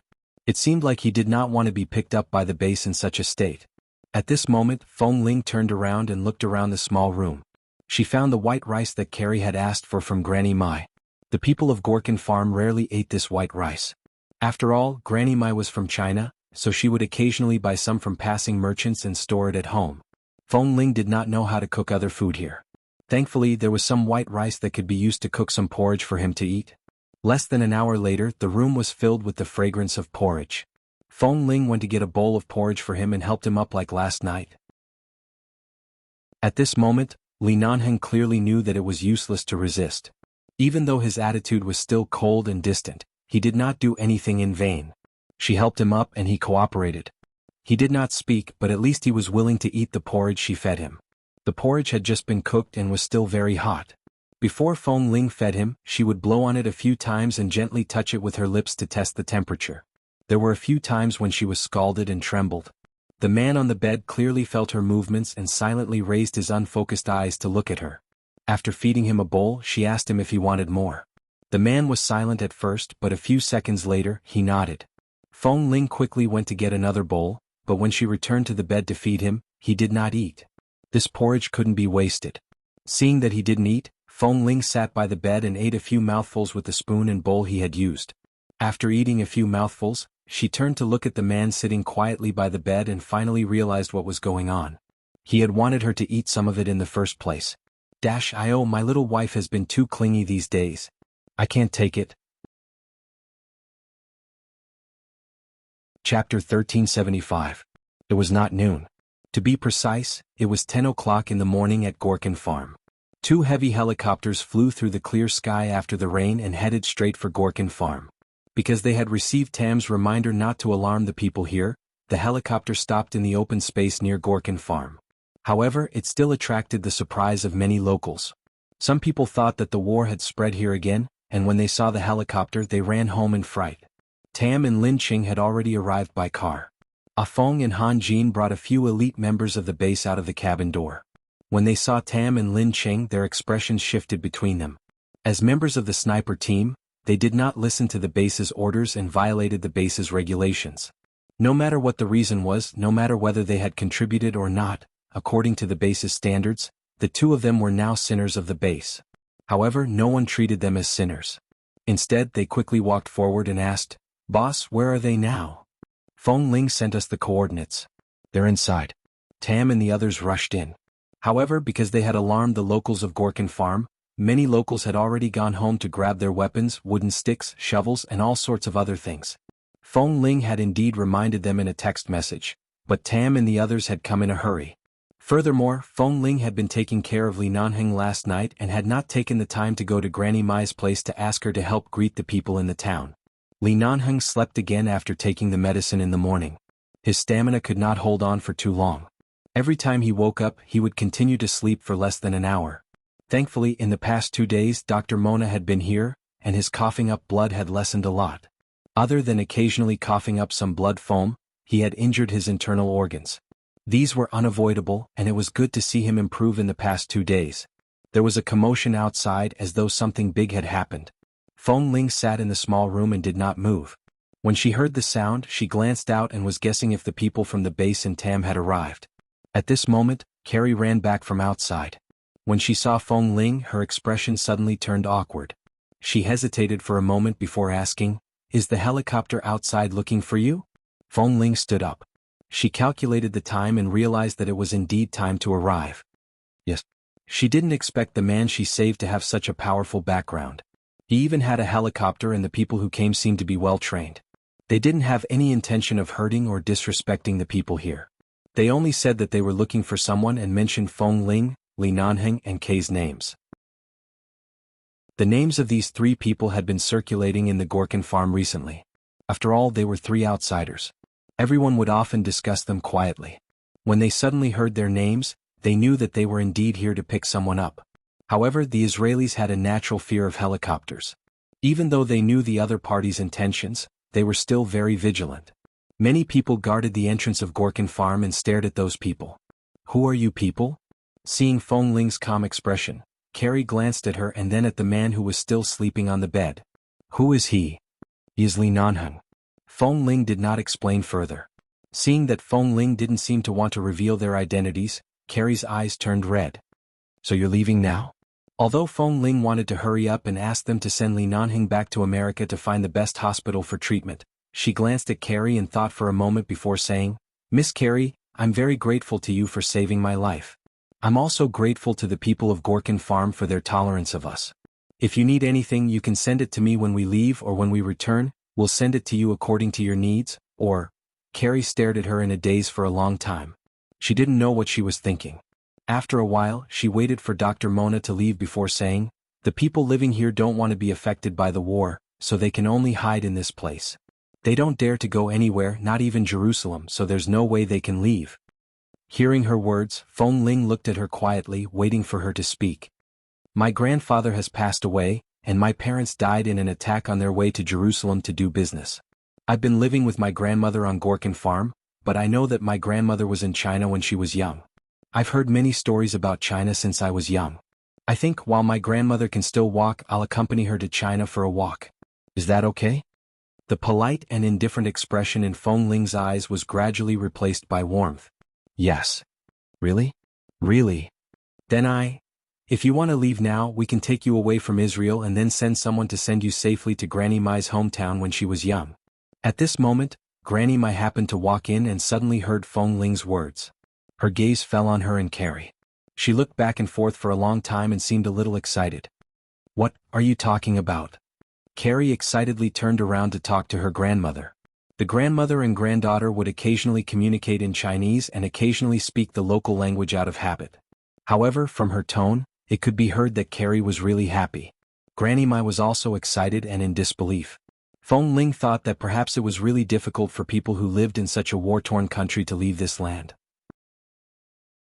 Coincidentally, she felt that she owed Granny Mai and Carrie a favor. It was a good thing that she could give them the greatest satisfaction in this way. There would be no regrets for both of them. After Ah Feng and the others explained to the people of Gorkin Farm, they could finally enter. They tried their best not to barge in or disturb the people. First, they went to the doctor's place to find Kay. Before Kay could react, he was carried onto the plane by a group of brothers. After entering the plane, he was safely put down and laid down. Only then did he react. He was so excited that his eyes turned red. When they arrived at Carrie's residence, the courtyard door was open, and Li Nanheng had just woken up. However, when he woke up, he seemed to be too weak and did not know what was happening outside. Feng Ling heard the uniformed footsteps in the courtyard and turned to open the door. Ah Feng and Han Jin had already led a group of elites from the base to stand in 2 rows in the courtyard. They were all looking in the direction of the door. Chapter 1376.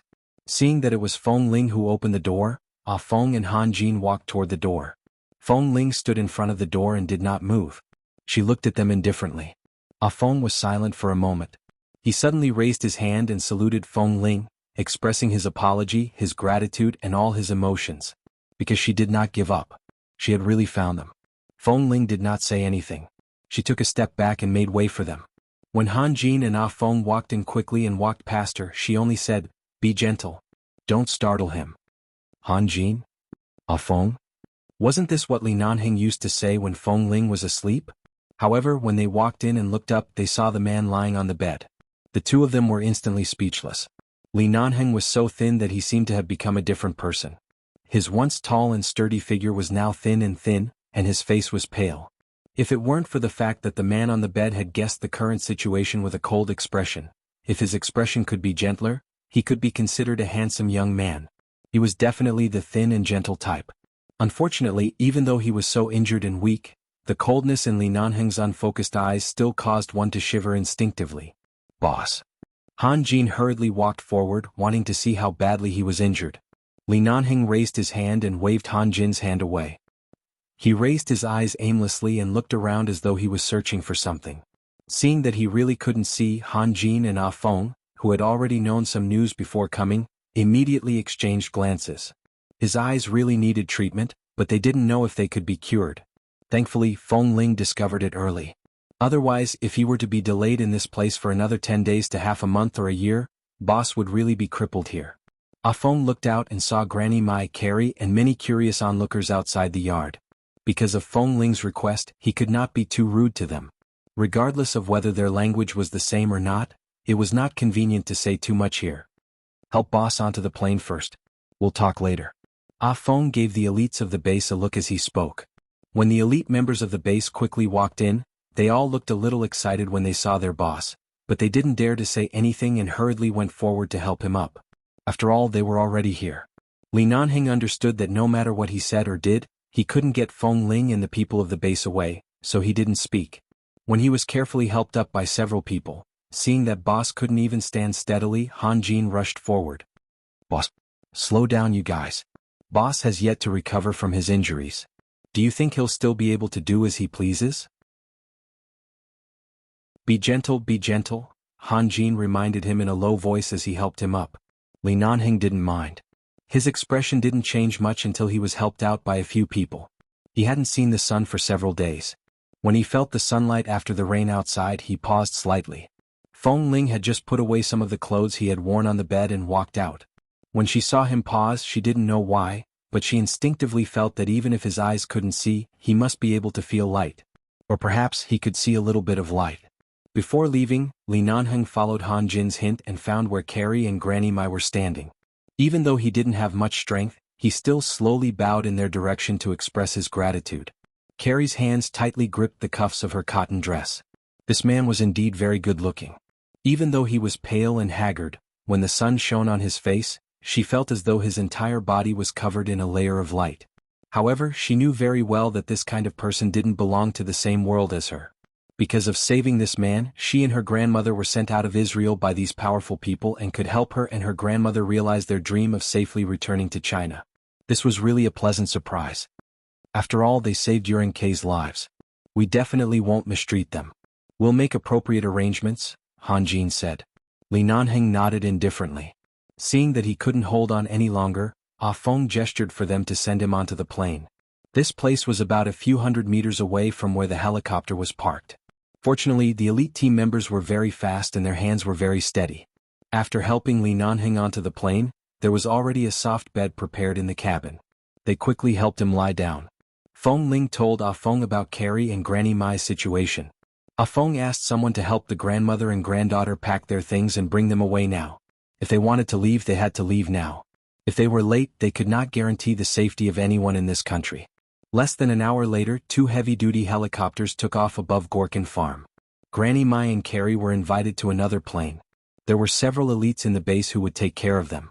After leaving Israel, they would send them to a safe airport and help them apply for their identity, household registration, passports, and so on. It would be convenient for them to fly back to China. They would also leave them a large sum of money so that they could live a stable life after returning to China. In this plane, Kay was originally lying inside. When he heard that Boss had also boarded the plane, he was so anxious that he wanted to get up several times, but he was held down by Tam and Lin Cheng. They told him to rest first. After they returned, both of them would be admitted to the hospital for treatment. However, Kay still struggled to get up and looked at the front of the cabin. In the direction Han Jin and Ah Feng's bodies were blocking, he still saw Li Nanheng, who had almost died from his serious injuries.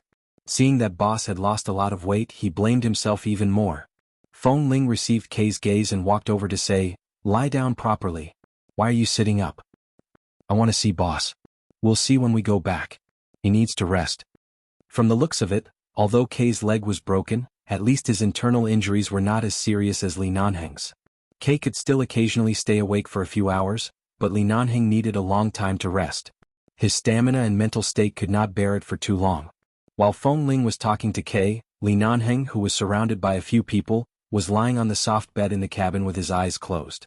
He frowned because of the questions from the people around him. Han Jin glared at the elite members until they stopped by the bed. He quickly reached out to help Li Nanheng change his clothes. Li Nanheng raised his hand to stop him and said in a low voice, "I'll change when we go back. There's no hurry." Chapter 1377. Seeing that Boss finally spoke, Han Jin's hand paused. "All right, then let's go back and change. According to the current weather and the speed of the plane, it will take at least 7 or 8 hours for us to fly back to Los Angeles. There's no doctor on the plane now. Boss, if you're not feeling well, it's okay. I can endure it." After Li Nanheng said this, he clearly didn't have much strength left. He frowned slightly. It should be because he had just been forcibly carried out of the house and boarded the plane. The air pressure at high altitudes was unstable. Right now he was no different from a paper man. The slightest fluctuation and the trembling of the plane in the airflow could make him feel uncomfortable. A week later. Los Angeles. Li Nanheng and Kay had been rushed to the hospital for treatment. They had been in the hospital for 6 days. Both of them needed various tests because of chemical poisoning. Their bodies were a little swollen due to the high air pressure on the way back, and their bodies occasionally turned blue. Especially when Li Nanheng was injured. In order to save Kay, there were many chemical components in his blood that needed to be tested. After being quarantined and taken care of by more than 10 medical experts for several days, good news finally came. Those chemical poisons were only released in countries at war to stimulate the central nervous system of the local residents and enemies. Although the poisonous smoke was very heavy, fortunately they had entered the water quickly. Because of the explosion, their bodies were more or less affected by the chemical poisonous smoke. However, after professional serum treatment and detoxification therapy, within a few days, Kay and Li Nanheng's nervous systems gradually recovered their normal functions. Furthermore, when they had just been saved by the people of Gorkin Farm, the medicine used by the local doctor was indeed very effective. It could block the poison that had accumulated in their bodies and almost entered their internal organs. Those medicines were all used by the local doctor, but perhaps the people of countries at war had their own methods to save themselves. The medicine they used was actually very effective.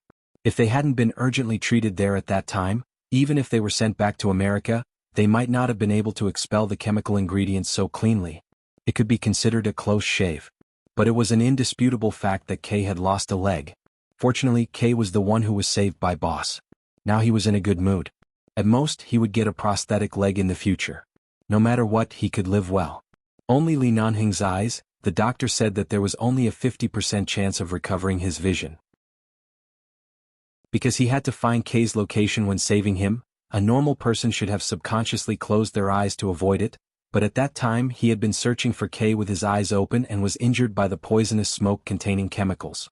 But after all, this kind of blindness was caused by external forces, not natural blindness. In this kind of situation there was usually a certain possibility of recovering one's vision, but no one knew when it would recover or if there was a chance for it to really recover. Kay had been transferred to a general ward and didn't need to continue to be inserted with tubes in the ICU.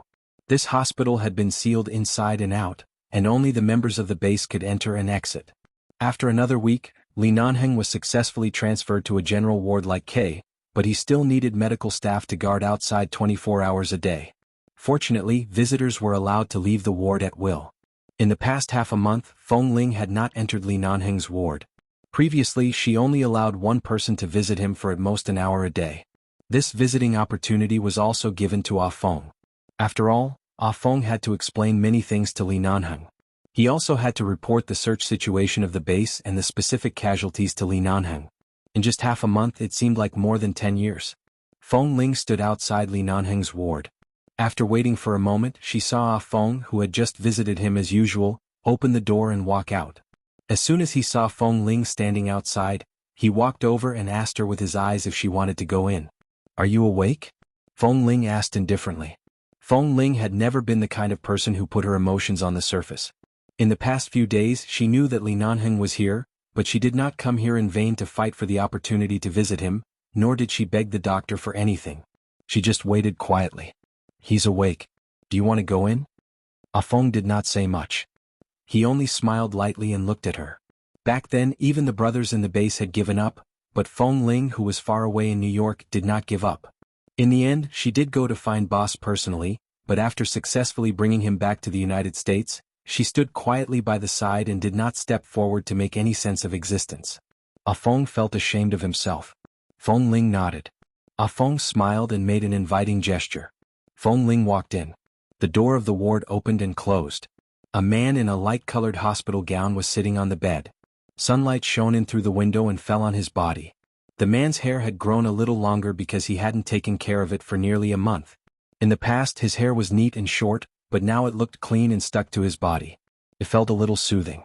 Especially when the sun shone on him like this, he looked warm and cozy.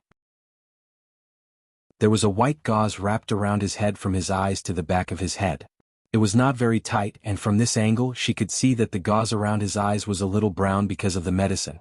She did not speak after entering the ward. Li Nanheng's keen senses were enough for him to notice that someone had entered. She did not speak, so he looked in her direction. They looked at each other for nearly a minute. For so many days, Feng Ling had not tried to come in to see him, and Li Nanheng had not asked about her. The woman who had taken the initiative to disappear from his side after sending him back to the United States entered the ward. Li Nanheng seemed to want to use the sunlight in the ward to find some direction, But at this moment he suddenly heard approaching footsteps. When he felt that someone was suddenly approaching, he raised his cold brows. Before he could speak, he suddenly felt a warm and soft touch on his lips. Li Nanheng's eyebrows twitched at this moment. If his nervous system had recovered and his senses were not confused. Did Feng Ling kiss him as soon as she came in? It was not a kiss. She didn't move away. Instead, she gently sucked on his lips. Li Nanheng's eyebrows twitched again. He subconsciously wanted to retreat, but the woman in front of him grabbed his collar and forced him to retreat. She deepened the kiss.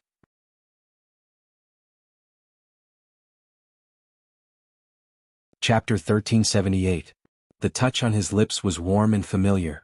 It was unbelievably soft, and she had never taken the initiative before. It was as if he was as strong as before, not allowing her to refuse or retreat. She gripped his collar and deepened it again and again. When almost half of Feng Ling's body was leaning against the hospital bed, she simply pressed half of her body against him. If it weren't for the fact that the wounds on his body had mostly healed and he couldn't bear any weight for the time being, she might have pressed him against the bed and pressed him up again. Feng Ling did not say a word. After coming in, she kissed him for a long time. After an unknown period of time, was it about 3 minutes? Or 5 minutes? She slowly moved her lips away from his lips that had turned from cold to warm, but she didn't move far away. Her hand was still holding his neckline, and she looked down at Li Nanheng, who was sitting motionless on the bed with his eyes blindfolded. At this moment, it was clear that his facial expression hadn't completely recovered. After looking at him for a long time, Feng Ling slowly moved her lips. She stared at his face and said clearly, "Your mouth is filled with the taste of medicine. What have you been eating these days?" Li Nanheng did not move. It was as if he instinctively felt that ever since he was injured in Israel and Feng Ling found him, she seemed to have changed from the cold and quiet Feng Ling to another person. She was proactive and determined, making him a little uncomfortable. Even though he couldn't see it with his eyes blindfolded, he could feel that she had been staring at him from a close distance. The man suddenly felt a little uncomfortable. He coughed as though he was clearing his throat. He turned his head slightly and said hoarsely, "The doctor said I can only eat liquid food." It meant that he had been drinking porridge or soup without oil or salt these days. No wonder there was no taste in his mouth. The only taste was the medicine he had to drink 4 or 5 times a day from morning to night. Li Nanheng's body had been severely damaged by the chemical smoke explosion in Israel. Putting aside when his eyes would recover, it would take at least a year and a half for his body to completely return to its previous state. Thankfully, Li Nanheng had a strong physique since he was young. Under such a fatal danger, he was able to survive. After being brought back to the United States, he had been treated for so many days, washed his lungs and cleared his blood. There were also many emergency measures that non-professional medical personnel could not name. Of course, many people said that money could indeed do whatever you wanted. This was clearly reflected in the matter of saving lives in the hospital. The more expensive the medicine, the more expensive the medicine. Whether it was the base or the Li family, they were all thinking of ways to send money over. As long as they could save Li Nanheng healthy, they could even move a mountain of gold to the hospital. Li Nanheng, whose physical fitness had always been very strong, gave them a lot of face. After half a month of uninterrupted treatment, he could be transferred to a general ward more than 10 days earlier than the doctor had expected. Although he was still very weak and was still pale and thin because he could only eat liquid food every day, at least the doctor had given them a very positive answer. He had said that his physical condition was very good. As long as he recuperated for a year and a half in regular systematic rehabilitation, he would definitely be able to return to his previous state after a complete recovery. He would still be the boss Li who had beaten the terrorists like a wolf and a tiger in front of them. This was the best news everyone had heard in the past few days. Kay's condition was also recovering well. The only pity was that he had lost a leg, but Kay's mental state had already adjusted very well. He had seen too many life and death situations. He knew that as long as he survived, it would be a blessing. Feng Ling had not entered Li Nanheng's ward for the past few days. These days, Feng Ling had not entered Li Nanheng's ward. She was just waiting, patiently waiting for Li Nanheng, who was as strong as his body, to face her calmly in this temporarily invisible state. But obviously in this matter, maybe she really should take the initiative.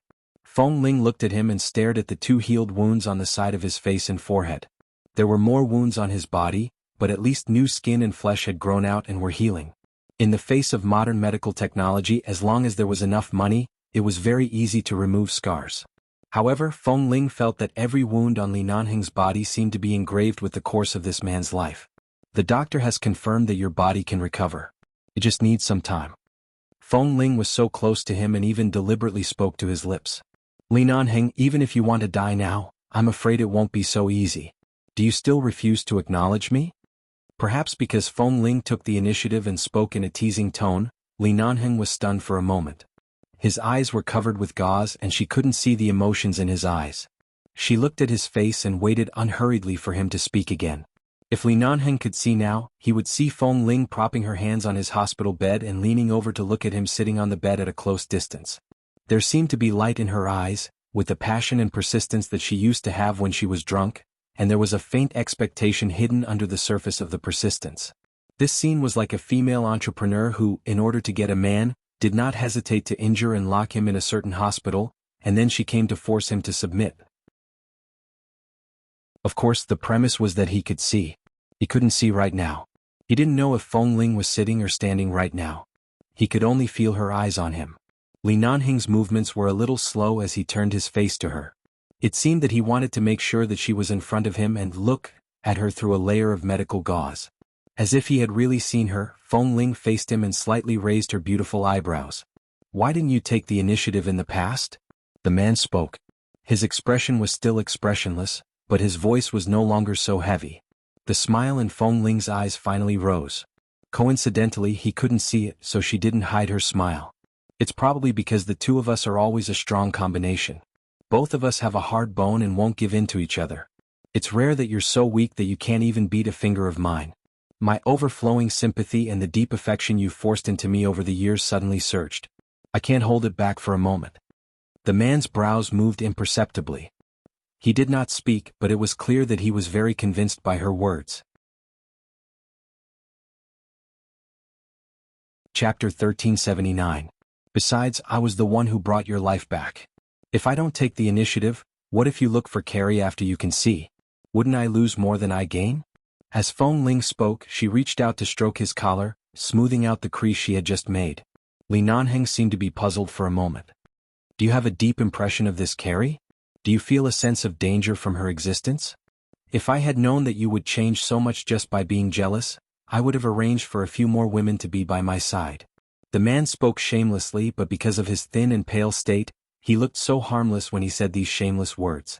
Feng Ling. That's different. The man looked at her and did not speak, but it was clear that he wanted to know what was different about her. Take Feng Mingzhu for example. A person's unilateral initiative and love don't constitute anything. Outstanding people never lack suitors, so even if other women appear by your side as long as they don't like you, I have nothing to be jealous of. Feng Ling's voice was cold. But Carrie saved you. I have to admit that if she hadn't brought you back, would you have died there? And later on she did blush at you. For a young girl to have such a state, it means that she is very superficial and has fallen in love with your appearance, who she has only known for a few days. Furthermore, she has seen you naked. Li Nanheng did not speak for a while. He seemed to be thinking carefully about this question. He was thinking about whether Carrie was really worth his consideration.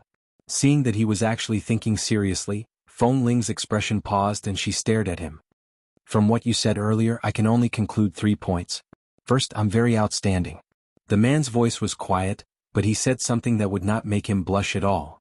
Second, even though I'm injured to this extent, my looks are still at their peak. Feng Ling. Thirdly, you're still brooding over the fact that I've been seen naked by another woman. Her expression was cold. If a man saw me naked, would you want to dig out his eyes? Li Nanheng smiled and did not answer her. Instead he said, So, you've already helped me repay the favor I owed when I was saved at Gorkin Farm, haven't you? He seemed to have found a more comfortable sitting position on the bed and could only rest on the hospital bed every day. These days, Li Nanheng was used to this slow pace of life. Perhaps because he had just experienced a life-and-death disaster, his voice was much gentler and calmer. At least, although he was still very shameless just now, he was not particularly asking for a beating. First of all, you didn't gouge her eyes out. Secondly, you personally helped her and her grandmother arrange a trip back to China, including the funds. You helped them realize their dream of returning to a peaceful world from a war-torn land. With this, you've successfully made up for the debt between us. From now on, there won't be any debt of gratitude between us.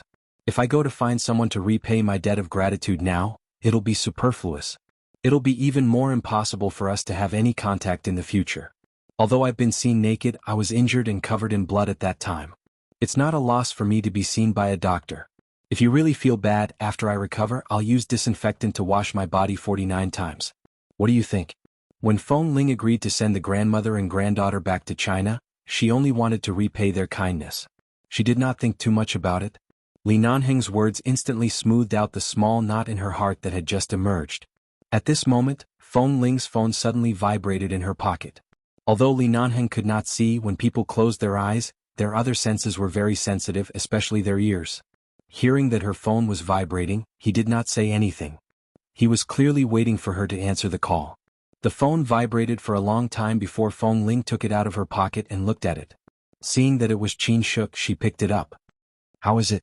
Is Li Nanheng out of danger? I really can't go to Los Angeles to see you.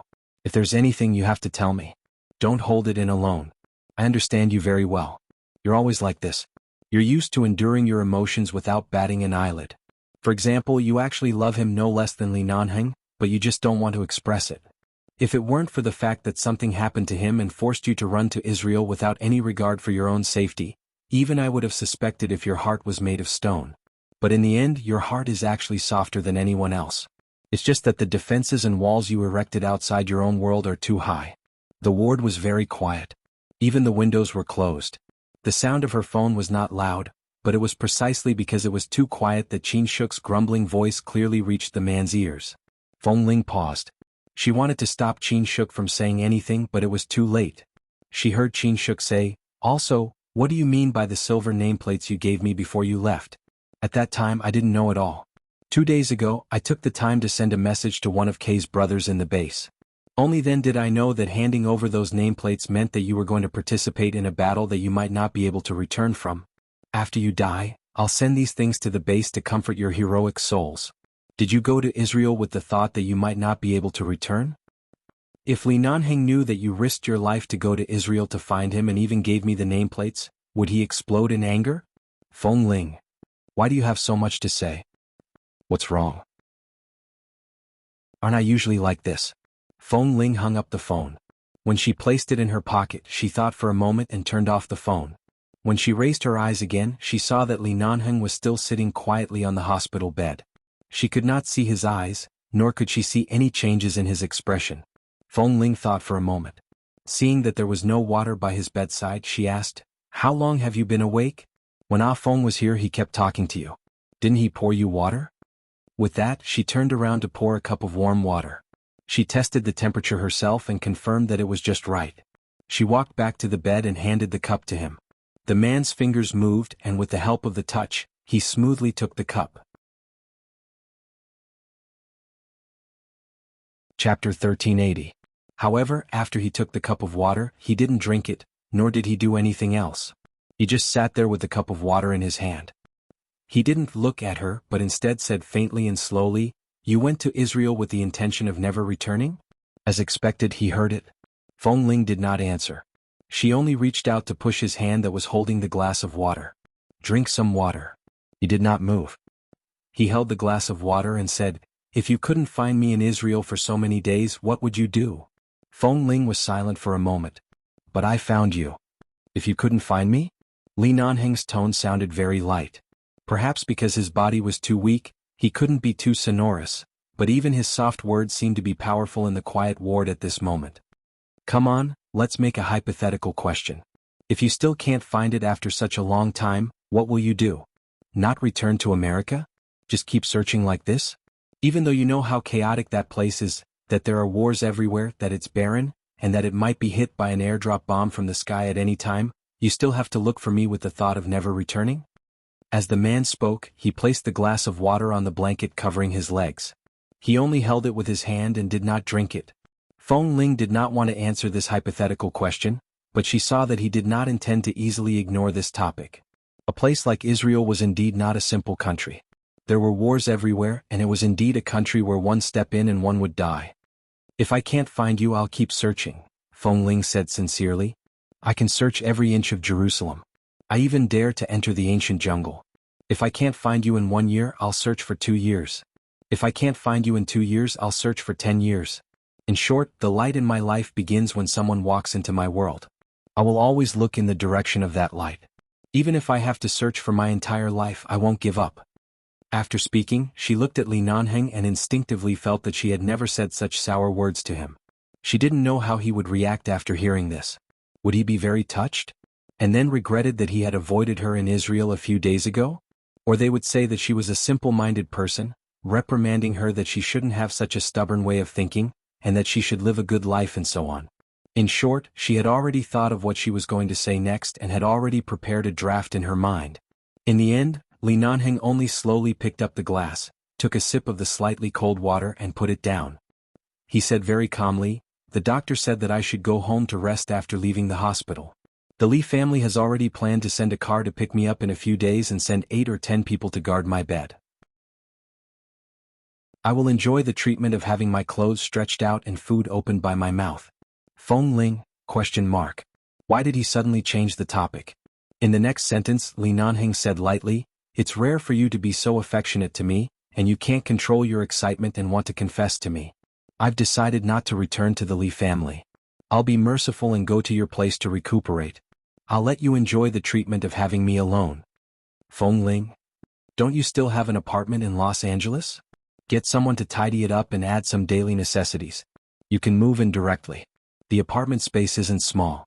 I won't mind living there. Let's go there. Feng Ling gradually reacted from Li Nanheng's strange thoughts.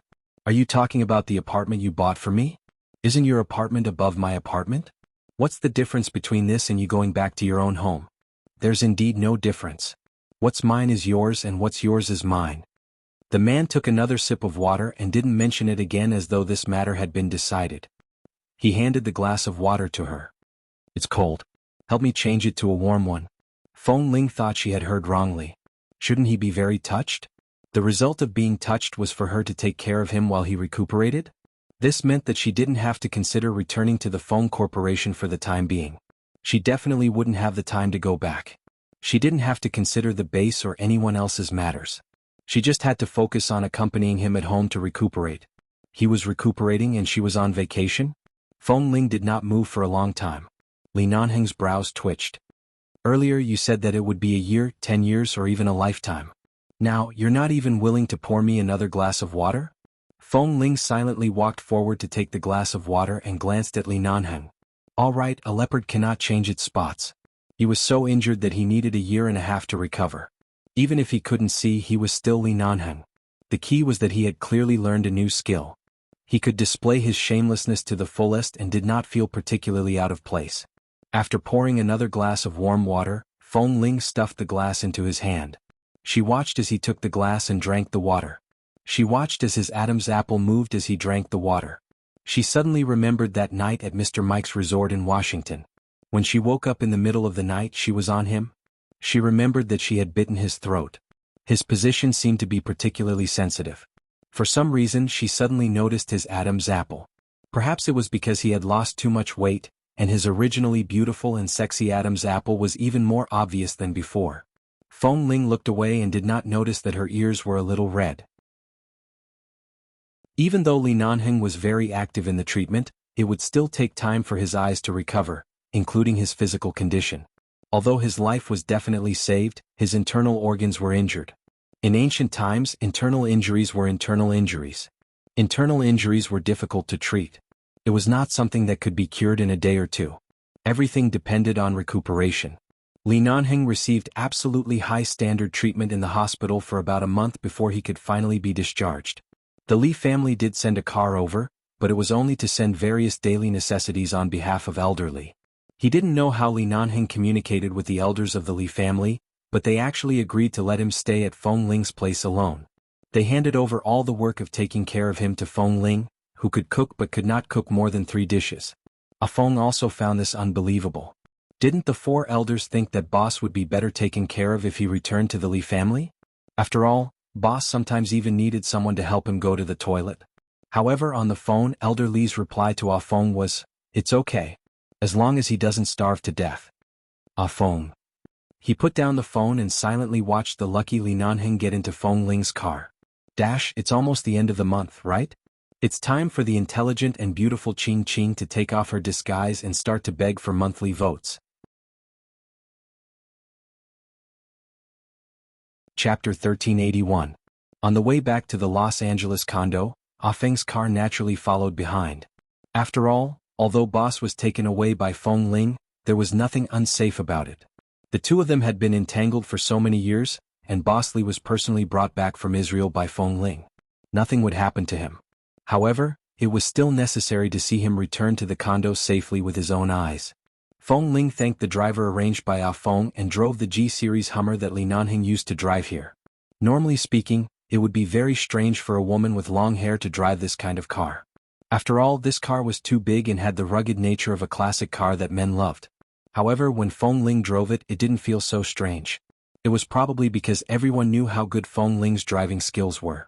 They also knew that although she looked like a little woman, she didn't lose to men at all. Especially now, Feng Ling often tied her hair into a ponytail, looking energetic and athletic. She was so young and beautiful that people couldn't take their eyes off her. She was no longer the tomboy she used to be, but the most gentle and beautiful scenery in front of these cars. A few black Hummers followed behind the G-series Hummer and sped along the road in Los Angeles. Li Nanheng was helped into the car. He sat in the back row. Although he was wearing clothes, his legs were covered with a soft blanket. The gauze wrapped around his eyes to the back of his head had been removed, but because he still needed to change the dressing every day, his eyes were still covered with medical gauze. Furthermore, the doctor said that his eyes needed to be treated because of the blood clot in his brain and the chemical smoke.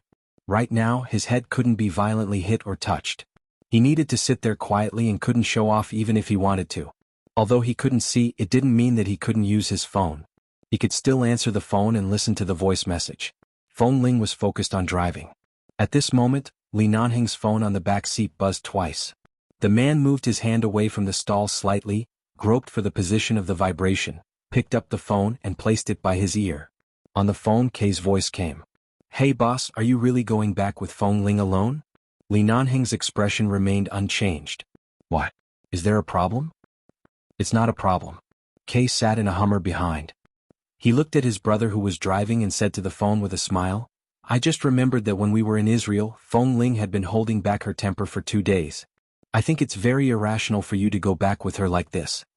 Li Nanheng raised his eyebrows. Before he spoke, Kay continued on the phone. "I mean boss, don't you remember how you mercilessly said you didn't know her when you thought you couldn't live? Aren't you afraid that she'll hold a grudge against you and settle the score with you when there's no one else around? Look at Feng Ling's temper. Right now she's gentle because you look too weak. She doesn't dare to be too violent, but you know her nature very well. What if she, cough cough? Boss, you understand. I'm just cautiously advising you to avoid this time bomb while you're recuperating.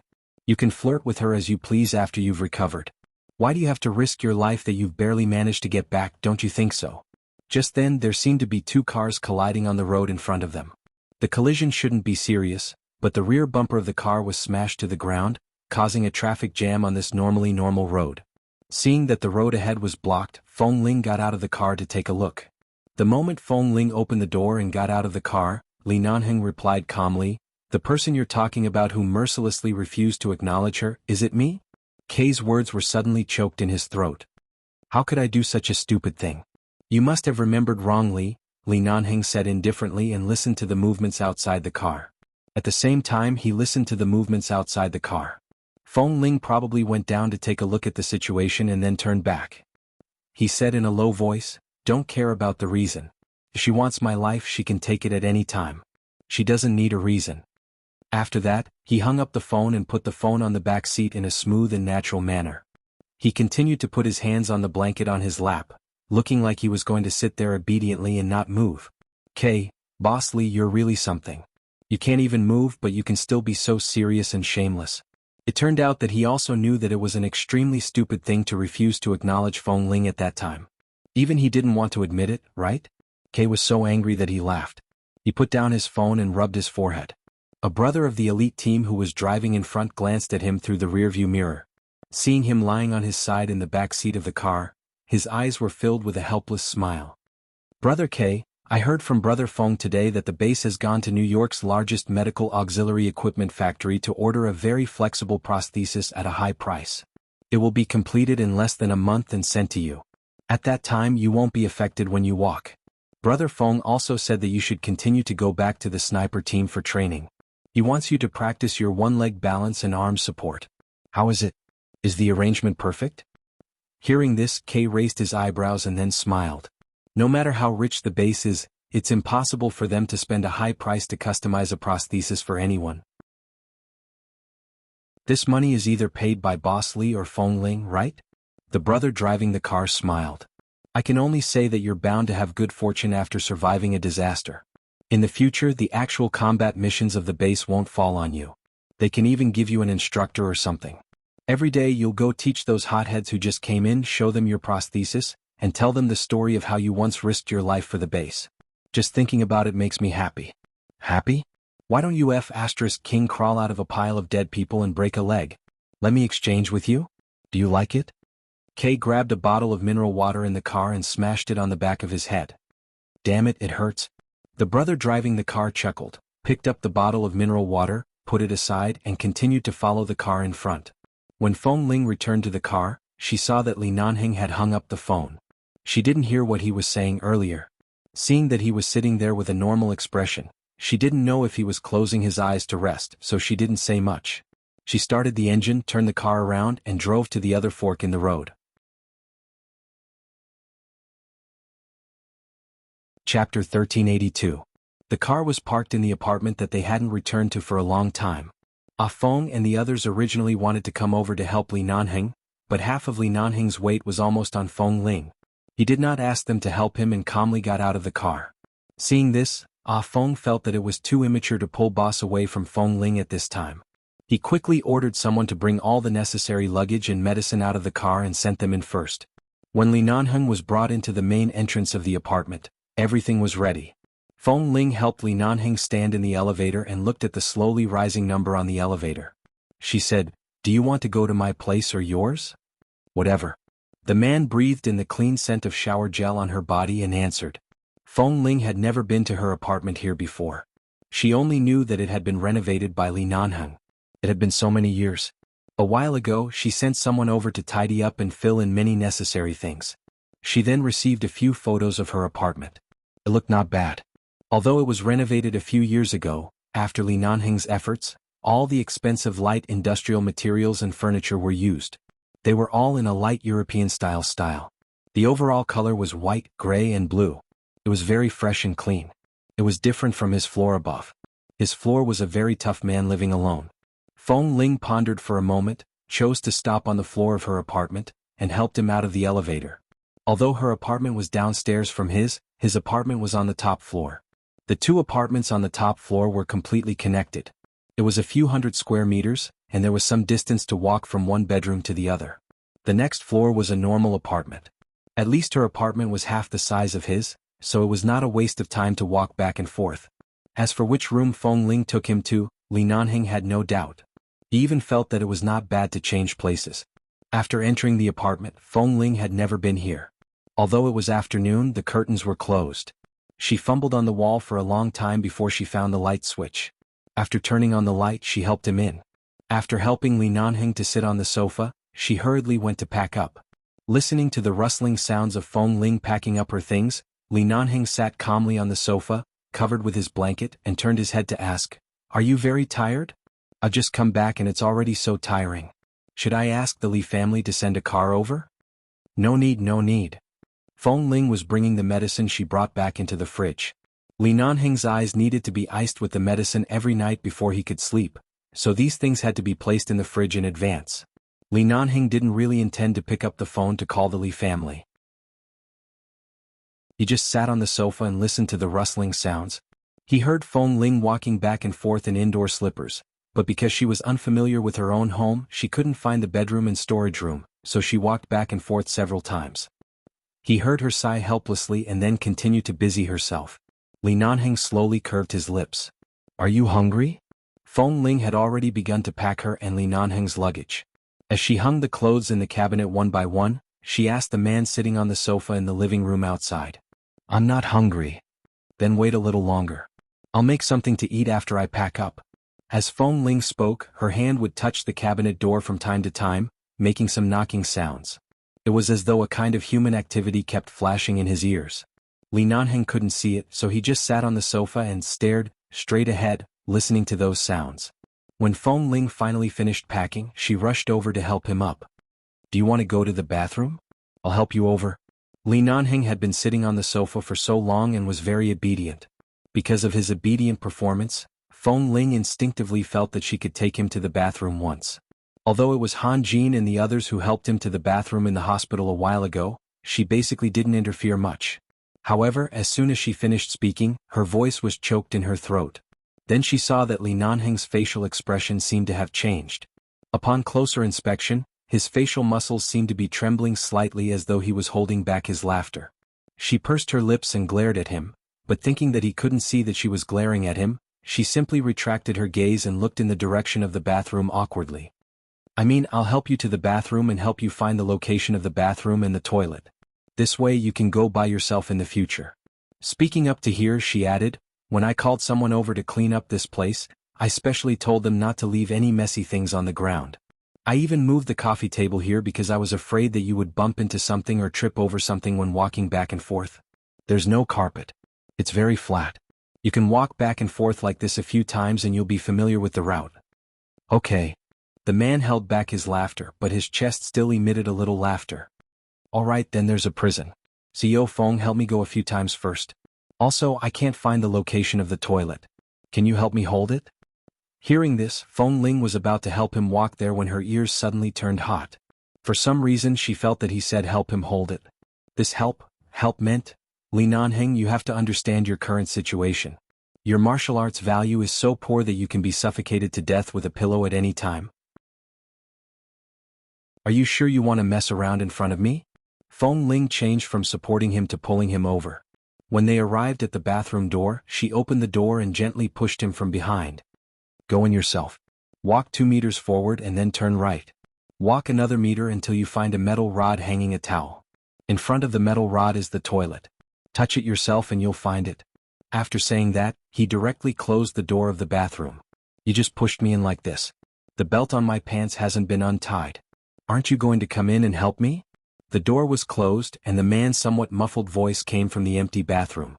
Feng Ling's lips twitched and she glanced at the door behind her. "It's not like it's tied into a dead knot.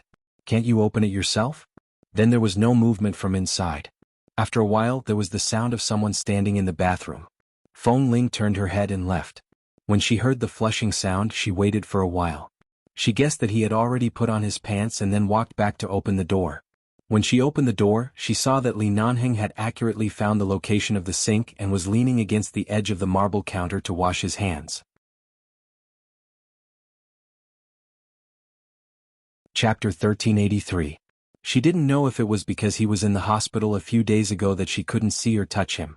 Now that she heard the sound of the water and saw the man standing there alive, the light in the bathroom falling on his head, and the way his hair was slightly longer, she finally felt that this man was standing in front of her. "Do you want me to shave your hair?" Feng Ling asked curiously. Li Nanheng casually turned off the faucet, raised his hand and waved it in the air. He touched the towel, wiped his hand clean, turned around and slowly walked out in the direction of her.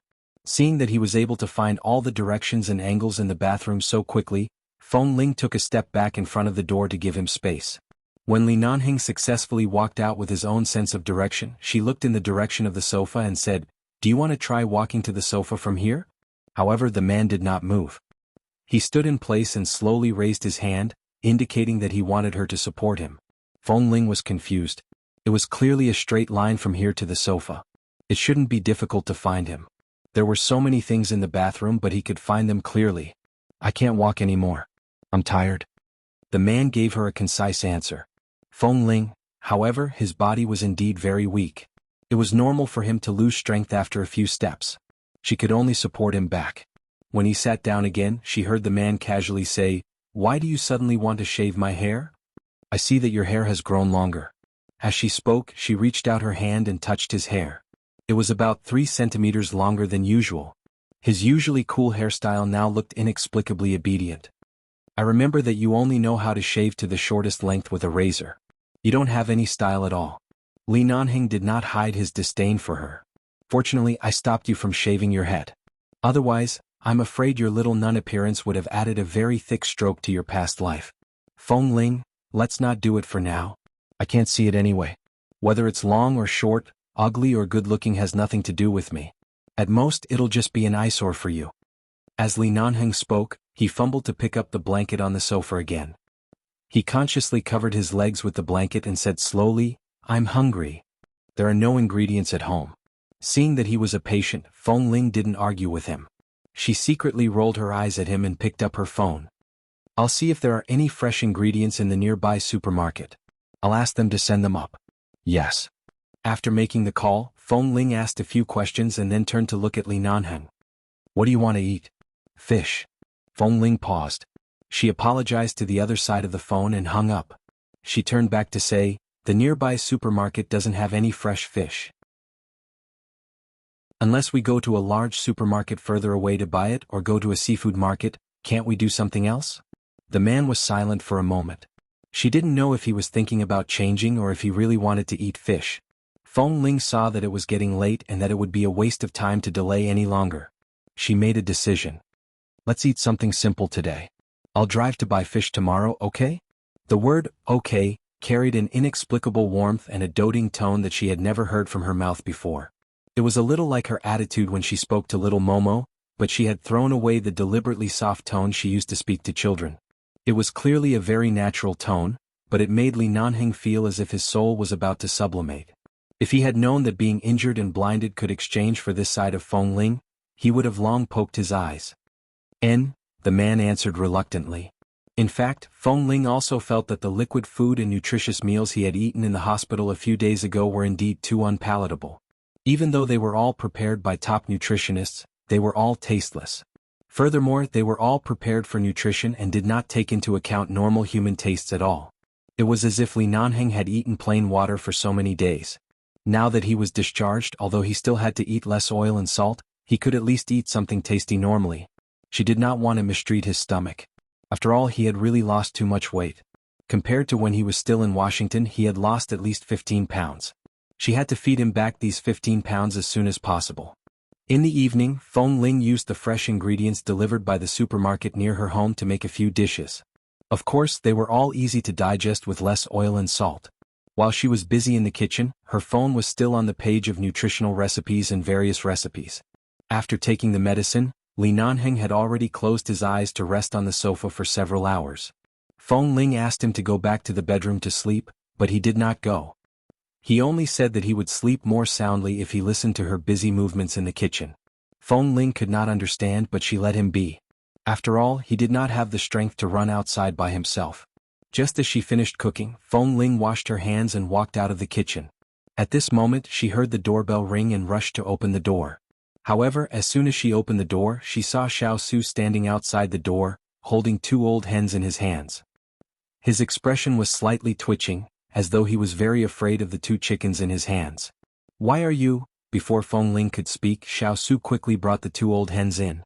As the chickens' feet were tied, they were not afraid that they would run away. They just fell to the ground and clucked. Feng Ling was a little dumbfounded by this scene. That cousin of yours, her name is Qin Shuk, isn't it? I don't know where she found my phone number, but she asked me to send you 2 old hens. She said that she wanted Boss Lee to drink chicken soup to nourish his body, in case you couldn't buy good chickens in those markets. She also said that she specially asked someone to go to the farm to find 2 fat and big ones. Then just these 2. With that, Xiao Su took a step back in disgust. I'm not even afraid of carrying a gun to the battlefield, but I've been afraid of these sharp-tongued things since I was a child. She actually asked me to send chickens over. Damn it. Feng Ling was looking down at the 2 chickens when Li Nanheng's voice interrupted from the sofa behind her. I'm recuperating, not in confinement. Why did you send me hens? Xiao Su chuckled. Boss, you have to be convinced. Your current state is even worse than others in confinement. Next time, I'll ask someone to get you 2 black chickens to nourish your blood. Look at your pale face. After so many days, you still look like a little boy. I'm afraid you're so weak that you can't even lift a chicken, ha.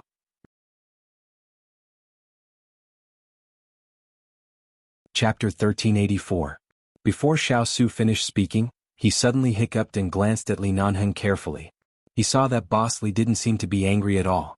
On the contrary, he seemed to be very satisfied with this situation where he was very weak and needed to be taken care of by Feng Ling, and he didn't feel sad at all. Tiske, he didn't even plan to choose whether to return to the Li family or come to Feng Ling's place. From the beginning he had planned to be with Feng Ling. After all, for so many years, whether it was in the base or after they left the base, the two of them seemed to have very little time to be alone. They were always busy. As for the days when they lived in the jungle, Xiao Su certainly didn't know, but he could guess something. Do you know how to kill chickens? Xiao Su turned to look at Feng Ling and asked a key question. Feng Ling hesitated for a moment and answered, yes. Hearing this, Li Nanheng, who was about to ask Xiao Su to clean up the two chickens before leaving, choked on his words. He raised his eyebrows and symbolically looked in the direction of the door.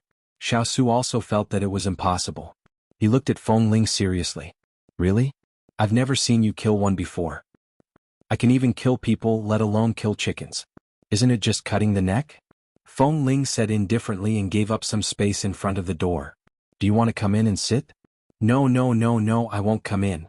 Xiao Su quickly took a step back and waved his hand in resistance.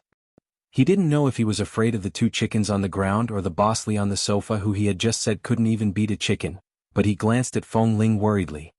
Then remember to clean it up. Don't let the chicken soup be full of feathers. Feng Ling said coldly, why don't you stay and do it? Forget it.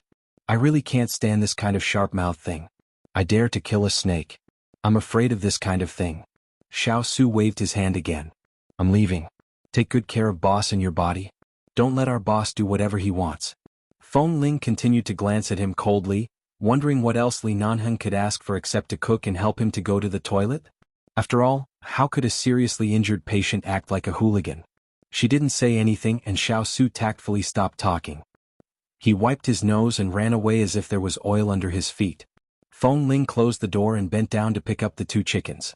The two chickens probably knew that they were about to die. Their cackling became sharper and sharper. Feng Ling brought them into the kitchen. After that, Li Nanheng didn't hear any movement other than the roosters crowing. He was suspicious and was about to find the direction of the kitchen when he suddenly heard a few dang sounds and the roosters crowing disappeared. Feng Ling clapped her hands, washed them and walked out. Their eyes met. She looked at him. What are you doing? Li Nanheng. It was easy to imagine the scene where she knocked the two chickens unconscious with some unknown object. Li Nanheng suddenly smiled and sat back on the sofa with a sigh. As expected of the woman I taught. Feng Ling glanced at him.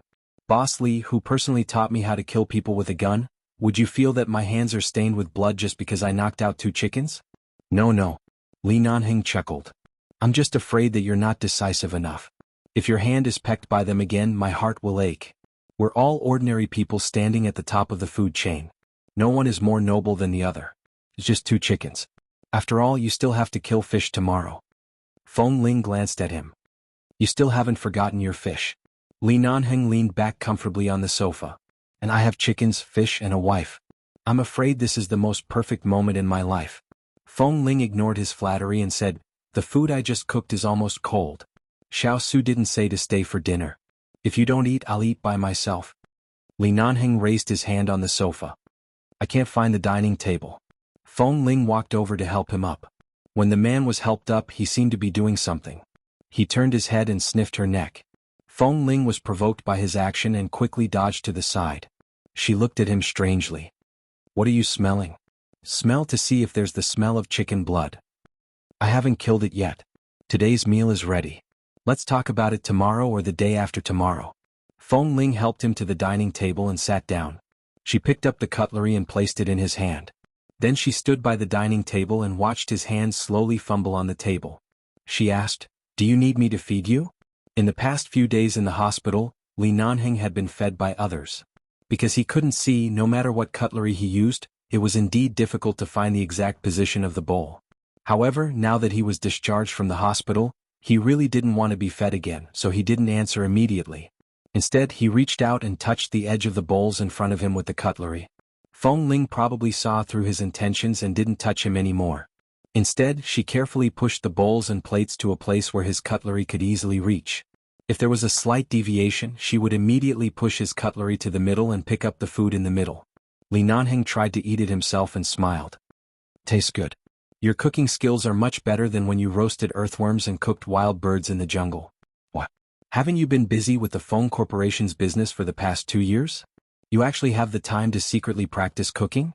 I haven't practiced and I really don't have the time. I don't know much now, but at least I can eat my fill. When he went to pick up the food, Feng Ling slowly moved the bowl in front of him. As she moved, she said, "When I was in England and later in the Feng Corporation, I wasn't used to having someone take care of me. Qin Shuk didn't know how to cook, so I was used to making some food for myself occasionally. Perhaps I did make some progress, but it shouldn't be too obvious." Li Nanheng chuckled and reached out with the cutlery again. Then he gently pressed the edge of the soup plate in front of him with the cutlery. "All right, you don't have to keep moving with me. I can almost find it. At most, I'll just spill some soup and water and wipe it off. You just need to practice a few times. Sit down and eat with me." Feng Ling moved the bowls and plates very softly. She didn't expect him to hear it. She didn't say much but glanced at his precise movement of putting the cutlery in. Although it was still a little awkward with his adaptability, she estimated that in 2 or 3 days he should really be able to eat like an ordinary person. "I want to chat with more like-minded people about young Master Mo. Have you kissed enough? Talk about life and find a confidant for M." Chapter 1385. After the meal, Feng Ling carefully went to cut some fruits. They were all soft fruits such as bananas and grapes. She cut them into small pieces and placed them in Li Nanheng's hand. Right now, Li Nanheng was covered with a blanket and continued to sit on the sofa obediently. He held a small fruit plate in his hand, and there was a small fork of fruit on it. When he was stuffed over, Li Nanheng chuckled. When he heard Feng Ling turn around to busy herself again, he said, "Are you sure you want to take care of me like this every day? It's fine for 1 or 2 days, but I don't know how long it will take. I think it's better to hire an auntie to help you. The kind that works at a fixed time every day." Feng Ling did not answer. She had already gone to the bathroom to do something else. After she was done, she came out and seemed to have found the time to answer him. "There's no need for the time being.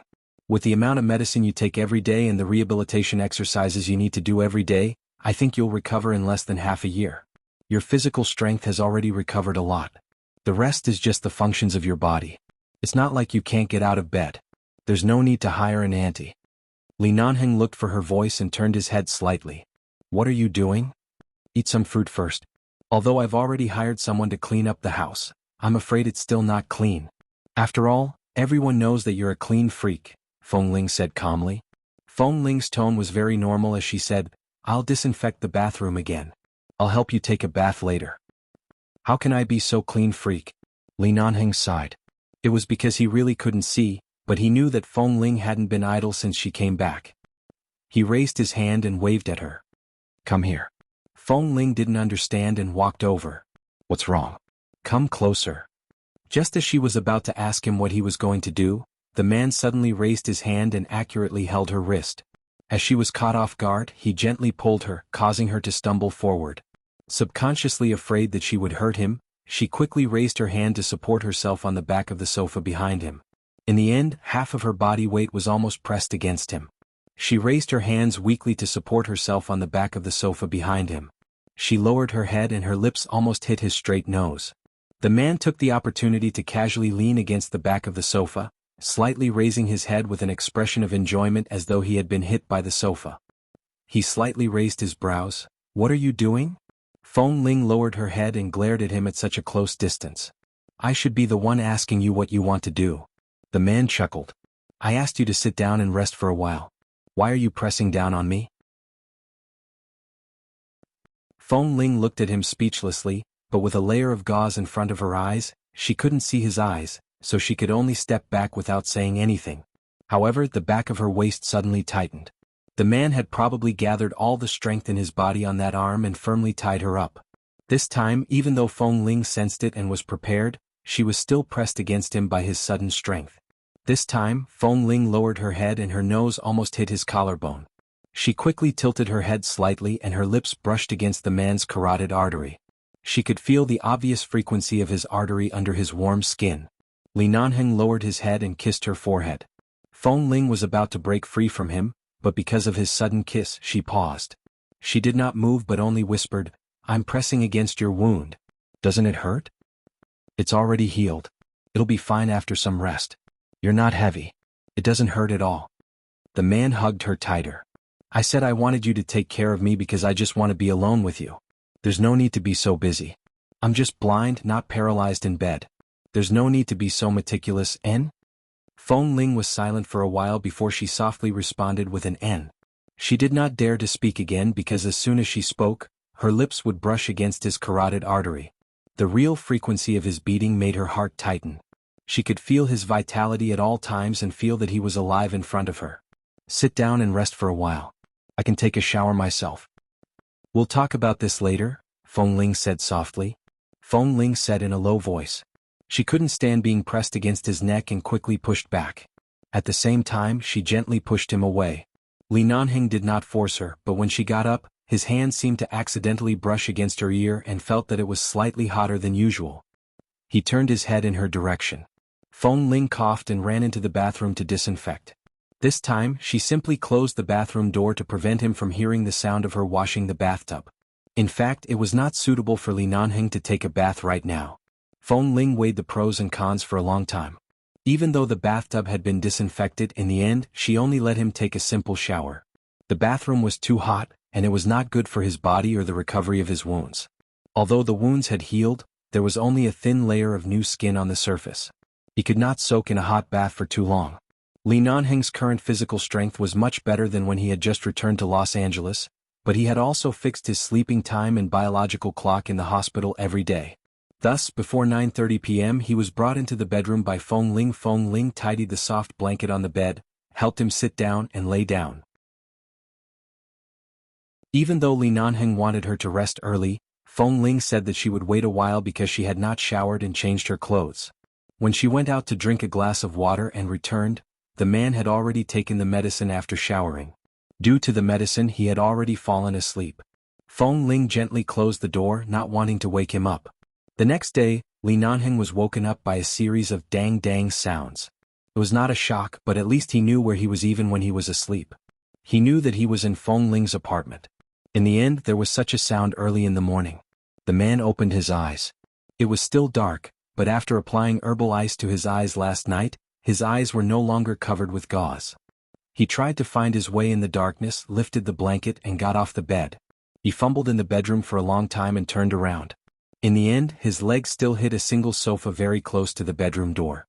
The sound of the collision was not loud, and his body did not fall down. However, Feng Ling heard the noise outside. She threw down the half-slaughtered chicken and quickly walked back.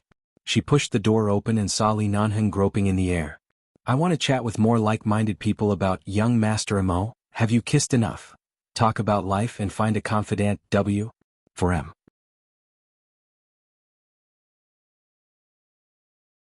Chapter 1386. Seeing that one of his legs was blocked by the sofa, Feng Ling asked in surprise, "When did you wake up?" "I just woke up." Li Nanheng put down his arm and turned to her. "What was the sound outside just now?" I was killing the chicken." "Did it disturb you?" "You know how to kill." "I looked it up on the internet and saw a tutorial on killing chickens. I tried to kill one. It's not bad. It's quite successful." Feng Ling held the door handle with one clean hand, and her other hand was stained with blood. She was wearing the Qian family's home clothes, and her long hair was tied behind her head. She looked gentle and indifferent, but when she spoke of killing a chicken, her expression did not change. "Li Nanheng, there's a tutorial for this thing?" "Yes." Feng Ling then looked at his legs. "Move your legs 10 centimeters to the right, and then walk forward to the bedroom door. The bedroom door is about 6 or 7 meters away from the sofa in the living room. There are no obstacles in the middle. Can you come out by yourself?" "Yes." "All right, I'll continue to kill." With that, Feng Ling opened the bedroom door for him and turned to return to the kitchen. Li Nanheng didn't know whether to laugh or cry. He moved his legs away from the sofa in the bedroom according to the route she said, and successfully left the bedroom. He then slowly moved forward and measured the distance according to his steps. After confirming the position, his legs did touch the edge of the sofa in the living room. He touched the back of the sofa and looked back for the sound of the kitchen. Imagining the scene of Feng Ling killing the chicken, he suddenly remembered what Kay had said on the phone about not acknowledging her. Li Nanheng's heart trembled. He turned and walked in the general direction of the kitchen. He raised his hand and touched the wall that he almost hit, then walked along the wall to the kitchen door and poked his head in. Feng Ling was squatting on the ground and immersed in fighting. Hearing the movement, she turned back and saw Li Nanheng with a pair of unfocused eyes looking at her. His inexplicable desire to survive made Feng Ling's eyes twitch. "Do you need help?" Li Nanheng asked. Feng Ling glanced at him. "What can you help with?" Under normal circumstances, Li Nanheng's heart was absolutely strong.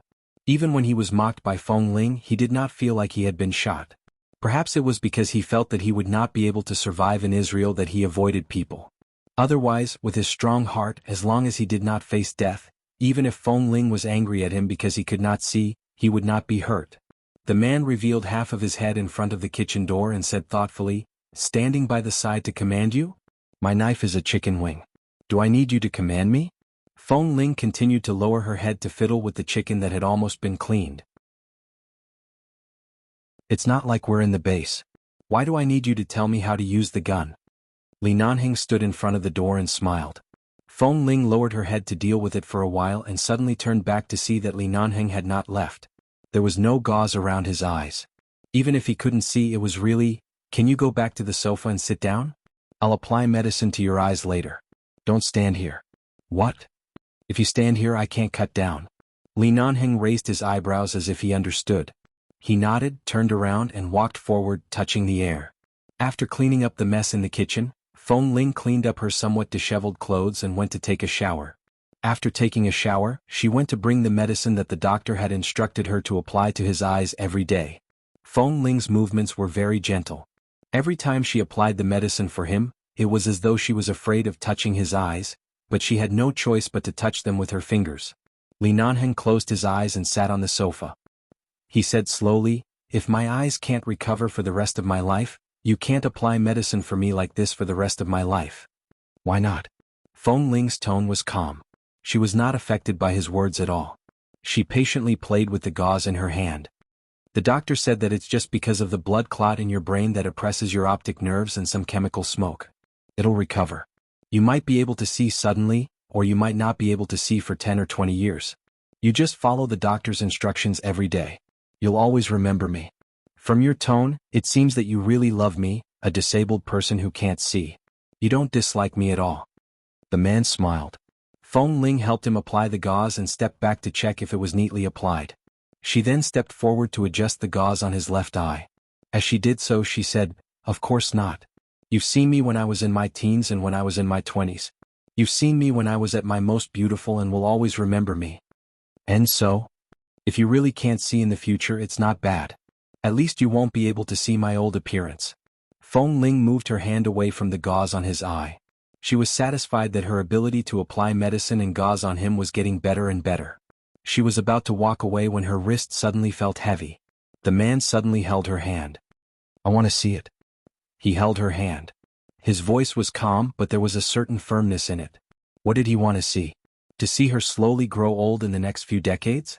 This inexplicable and obscure agreement that the two of them would slowly grow old together made her heart beat faster. Feng Ling lowered her eyes to look at the hand he was holding. She composed herself for a moment and said, "There's something you haven't answered me." "What?" "About Tming and the 1 billion yuan financing. How did you know that these were the two things I wanted to do the most? Including the clean funds left by Tming, which could be used to fill the Feng Corporation's treasury and use for emergency funds. Everything happened to help me. Did I really say something to you after I drank too much?" Li Nanheng curved his lips slightly and released his hand from her wrist. He calmly tugged the thin blanket on his leg up. "Don't you know what you're like after you drink too much?" "Of course not." Li Nanheng smiled. "At that time you hugged my leg and called me hubby. You softly begged me to help you get rid of Tming and Feng Mingi. You begged me to help you get rid of Tming and Feng Mingi. You begged me to help you settle the 1 billion yuan financing. Seeing how you begged me, I couldn't bear to do it. After leaving the resort, I did it." Feng Ling, she turned to look around and suddenly looked in the direction of the kitchen. Li Nanheng raised his brows. "Why aren't you speaking? What are you doing?" Feng Ling's face was expressionless. "I'm looking for the knife I used to kill the chicken." Li Nanheng.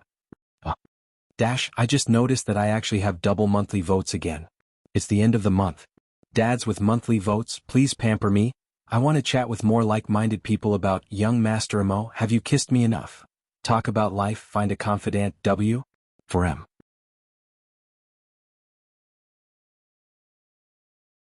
Chapter 1387. Los Angeles, the Lee family. I didn't expect Feng Ling to take care of Nanheng by herself. She's taking good care of him. The third elder of the Lee family received a report from the front line and sat leisurely in the back garden of the Lee family, drinking tea and speaking. The fourth elder of the Lee family, who was walking and feeding the birds in the back garden, glanced at him. Where did you get the news? I bribed Xiao Su, who often follows Nanheng, and asked him to visit Nanheng and Feng Ling's place every few days to deliver things. Even if it arouses their suspicion, it won't be a big deal. At most, we'll just treat it as us being worried about them, the third elder of the Lee family said. I heard from Xiao Su that Nanheng has been recuperating at Feng Ling's place for half a month after he was discharged from the hospital. His complexion looks much better. And because Feng Ling is with him every moment of the day, the effect of his recovery should be better than anywhere else. The fourth elder of the Lee family sneered. Back then, when Nanheng was young, he was so mischievous that it was common for him to jump into a well in his own back garden. Back then, we all thought that this brat would definitely be an unruly ruffian when he grew up. Who knew that after leaving him in the base for so many years, he would become an infatuated man in the blink of an eye. He only cares about his wife and doesn't care about anything else. He really takes after his grandfather's personality. At this moment, Nanheng's grandfather, the eldest of the Lee family, Li Junyan, had just walked out with a walking stick. When he heard this, he glanced at them. What do you mean takes after me? Nanheng's infatuation is too similar to when you were young. If his grandmother hadn't passed away early, you would still be doting on your wife like she's your ancestor. The third elderly smiled. Li Junyan's expression was cold and he was too lazy to speak. At this moment, the second elder of the Li family interrupted with a smile. In the past few decades, our big brother has only been deeply in love with Nanheng's grandmother. He really can't be bothered to look at other women. Even his strange preference for men is very similar to us brothers. Nanheng's grandmother must have accumulated several generations of virtue for our big brother to be so loyal. The fourth elder smiled. That's right. In big brother's eyes, there is only one woman in this world, and that is Nanheng's grandmother. The other women are all pink holes and they are all crying. None of them can enter his eyes. Li Junyan, third elderly, raised his eyebrows and said, That's why I say that although Nanheng is a rascal, he still carries on the good tradition of our old Li family in his bones. Once he has set his mind on one woman, the other women are all fleeting. Just this one is enough to make him hover between life and death. I just don't know when he can marry her. I think it's going to be difficult. Second brother suddenly sneered and shook his head. The three elders turned to look at Li Tianlan in unison. What's so difficult about it? Second elderly raised his half-white eyebrows. He's so badly injured. Right now, he's so weak that he can't even defeat a little girl like Feng Ling. I wonder if he still has the ability to carry on the family line. The old men fell silent at the same time. No way. I don't think so. Our grandson knows what he's doing. When the explosion happened, he would definitely have blocked it, right? It's hard to say. What if there really is a problem? The boss of the Li family, Li Junyan, suddenly coughed coldly and cleared his throat. The other three quickly shut their mouths. Li Junyan said with a cold expression, From tomorrow onwards, ask that Xiao Su to send them more tonics every day. Make up for whatever they lack. Sea cucumber, deer penis, bull penis, and all sorts of things to strengthen their vitality and nourish their kidneys. In the morning, Feng Ling did the same thing as she did every day. She applied medicine on Li Nanheng's eyes and massaged his head to relieve the pressure on his optic nerves caused by the blood clots. When the doorbell rang, she didn't need to guess to know that it was Xiao Su, who would come over to deliver things every 2 days. At first, she thought that Qin Shuk had contacted him, but after a few times she guessed that the 4 elders of the Li family had asked Xiao Su to come over to visit. Feng Ling went to open the door. She thought that Xiao Su was bringing some food over, but this time Xiao Su was carrying 2 boxes. Hi, good morning. Xiao Su smiled when he saw Feng Ling open the door. Feng Ling's expression was expressionless. She glanced at him. What did you send today? Xiao Su didn't waste any time and raised the box. These. In the future, stew some for Boss Li every day. Put it in various soups and dishes, or boil it in clear water. It's fine. Feng Ling took the box and only saw the words Big Supplement written on it. She nodded. All right, I understand. Then I won't disturb you anymore. I'll come back in 2 days. Remember to give it to boss. Definitely. Okay. As for you, if you want to eat it, you can eat it, but you'd better eat less. Seeing Feng Ling's confused expression, Xiao Su didn't say anything else.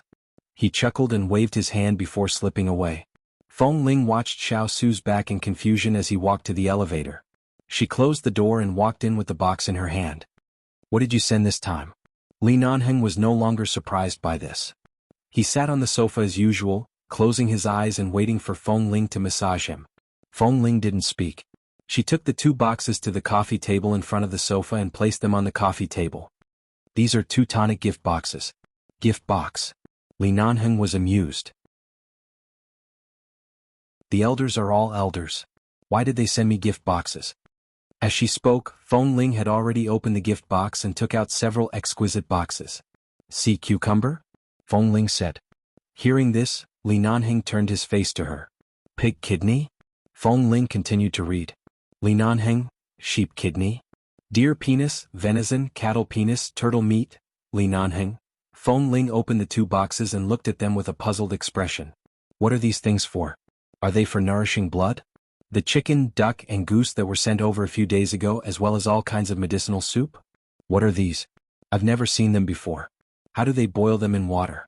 Li Nanheng touched his forehead speechlessly. Did the elders of the Li family think that he was injured? Did they give him so many things to strengthen his vitality and nourish his kidneys because they were afraid that he would be impotent? Seeing that Li Nanheng didn't speak, Feng Ling looked up at him again. Do you know how to cook these? Li Nanheng didn't know whether to laugh or cry. He raised his hand in the air. Put it down. Put it down. I don't need these things. W. For M.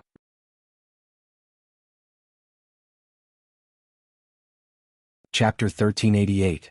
These are all tonics. They must be helpful to your body. Why don't you use them? Feng Ling felt strange. Li Nanheng put down his hand and raised his eyes.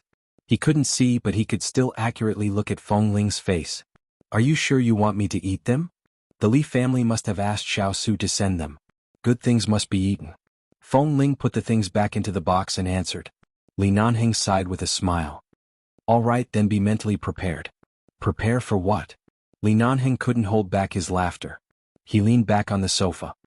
Put them away first. I have a headache. Help me massage them again. Only then did Feng Ling shift her attention away from the 2 gift boxes. After putting the things back into the box, she returned to the sofa, raised her hand and continued to massage his head. Does it still hurt? Li Nanheng didn't answer, but the corners of his mouth curved slightly, as if something funny had just happened. Feng Ling looked down at him and didn't ask more. After massaging him for a while, she applied medicine to his eyes. When she was applying the medicine, she saw that there was a faint smile on his lips. She was very puzzled. Li Nanheng, are you in a good mood today? I've always been in a good mood. What? Feng Ling put away the gift box. Anyway, these could be stored temporarily. It was much easier to store than the chickens, ducks, and geese that Xiao Su sent over every day. She was indeed not in a hurry. She counted the days. Half a month ago you said you wanted to eat fish, but in the past half a month Xiao Su sent over too many things to eat. I haven't had the chance to make fish for you. Do you want to eat it today? Yes. Then I'll drive to the supermarket to buy fish. Don't go anywhere by yourself at home. Or do you want to go back to the bedroom and lie down to rest? Do you think I'm a child? Are you so worried about me staying at home alone? I'm afraid that you'll hurt yourself when you walk back and forth. If I'm not at home, I won't be able to come back to help you in time. Li Nanheng sighed with a smile. I should be much better than when I first came back. It won't be a big deal even if I walk for half an hour. Shall I accompany you to the supermarket? Feng Ling glanced at him and then at the furnishings in the room. Although there was nothing that could trip him, she had probably really taken care of this man for a long time. That feeling of worry had been lingering around her. She always felt that if she left, Li Nanheng would fall into the toilet when he went to the toilet. In the parking lot under the apartment building, Li Nanheng, who was personally helped by Feng Ling to change his clothes, stood by the car door and successfully sat in the back seat of the car. Why didn't you let me sit in the passenger seat? Li Nanheng asked. It's safer to sit in the back. Feng Ling closed the car door for him, walked to the front and sat in the driver's seat. Sitting in the spacious car that should have belonged to him, Li Nanheng smiled. Isn't sitting here equivalent to treating you as a driver? It doesn't matter as long as it's safe. Feng Ling didn't explain much and drove the car out of the parking lot. This was the first time Feng Ling took Li Nanheng out alone after he was discharged from the hospital. A few days ago she would at most help him walk on the balcony, sit and bask in the sun, but this was the first time she went downstairs. Feng Ling's original intention was that Li Nanheng's body couldn't withstand any violent impact. Even if he could, she didn't dare to let him suffer any more. Even though she was very confident in her driving skills, she was afraid that something would happen, so she didn't dare to take the risk of letting him sit in the passenger seat. Li Nanheng understood what she meant and didn't say much. However, he had to admit that although Feng Ling's personality was always straightforward, she had a lot of feminine side in her nature. She was very delicate, but she was not good at showing it, and this delicate side could only be understood in daily life and from knowing her too well. Especially the warmth hidden in her words, it was real. The supermarket was not too far from here. It was less than 10 minutes drive, and it was easy to find a parking space. When the car stopped, Li Nanheng fumbled around the car door, picked up the pair of sunglasses from the glove box and put them on. The main thing was that there were 2 pieces of gauze on his eyes. It looked very ordinary at home, but if he walked out like this, others would really think that he had poked his eyes. If he wore sunglasses, at least passers-by wouldn't be able to see anything. At most, they would think that he was blind. Feng Ling helped him out of the car. It was almost noon and the sun was just right. Li Nanheng couldn't see anything in the sunglasses, but he instinctively narrowed his eyes under the sun. Feng Ling noticed his subtle movements and couldn't help asking, "Can you see the light? If there was no gauze on my eyes, I might be able to see it. Now that there is gauze, how can I see it? I just instinctively feel the sun." Li Nanheng chuckled softly. Feng Ling was speechless. She helped him to the escalator outside the supermarket. In the elevator, Li Nanheng put one hand in his trouser pocket and the other hand was held by Feng Ling. It was as though the scene of him being held by Feng Ling the most in the past was perfect. Feng Ling supported him with one hand and held the map of the supermarket's internal shopping area that she had picked up from the elevator with the other hand. She was looking for the place to sell fish. "What color am I wearing today?" Li Nanheng asked leisurely. Feng Ling helped him out of the elevator and into the supermarket's main entrance. As they walked, she answered, "Black sportswear. I bought it for you online 2 days ago. It's the first time you've worn it. It fits you well. What about you? What color are you wearing?" "Me?" Feng Ling took the time to look down at her clothes. "White sportswear. It's similar to the one you're wearing. It's very loose and comfortable." Li Nanheng's lips curved up again. "Couple style?" Feng Ling was silent for a moment. "Sort of." "What do you mean sort of?" "I bought it at the same time. It must have been bought in the same store. It's the same sportswear and it's a black and white match. If it's not a couple style, what is it?" "I couldn't tell. It turns out that you also know how to think when you're in love. I thought you didn't know anything. I just casually bought 2 clothes that are more comfortable to wear. I'm tired of wearing those formal suits in the past 2 years." "Don't explain. I understand your feelings for me." Li Nanheng, who was wearing sunglasses, walked forward with a pleased expression. "Feng Ling, don't be shy. I accept it. Just wear it like this in the future." Feng Ling. She wanted to talk about young Master Imo. Have you kissed me enough? With more like-minded people. W. For M.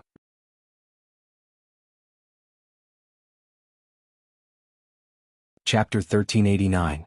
In the supermarket, Li Nanheng strode forward as though he could see the road. There was clearly someone pushing a shopping cart in front of him, but he almost bumped into it. Feng Ling, who was worried, followed behind. She tugged at his hand and helped him adjust his direction. She quickly pulled over a shopping cart and pushed it in front. Li Nanheng was unconvinced.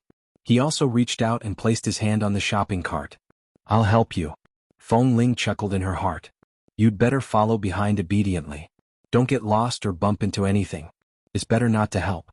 Although she felt this way in her heart, in order not to hurt Li Nanheng's slightly inflated heart, she endured it. After all, it was not suitable for her to shop for too long with a disabled person. Feng Ling wanted to quickly buy the fish and various ingredients she needed. She walked forward directly and her speed was a little fast. Li Nanheng's height and legs could keep up. Earlier he had been sitting in a car and did not walk much. His stamina was still good. When they were about to reach the fresh food area, Li Nanheng said, "We're almost there." Knowing that his nose and ears were especially sensitive, Feng Ling did not answer. She pushed the cart over and brought Li Nanheng along. She chose 2 fish. She was tired of killing the chickens, ducks, and geese she had recently killed, so she asked the staff in the supermarket to help her clean the fish. While waiting for the fish, she pushed the cart to buy some ingredients. And she also bought some snacks for Li Nanheng, some peanuts, longan, red dates, and so on. Of course, what Li Nanheng could not see was that these things were sold at the counter for women's menstrual supplements. Otherwise, he would have chosen to buy them elsewhere with a livid face. After walking half a circle in the supermarket, Li Nanheng's face was not red or out of breath. It seemed that his recuperation these past few days was indeed very effective. Perhaps the supplements he had eaten were also good. From this, Feng Ling considered the tonics in the 2 gift boxes at home. She thought that in a few days she should find time to put those into the soup to nourish him. The things the Li family asked Xiao Su to send were definitely not bad. They were all very nutritious. He was about to go to another area. When he passed by the liquor area, he suddenly turned his head and sniffed.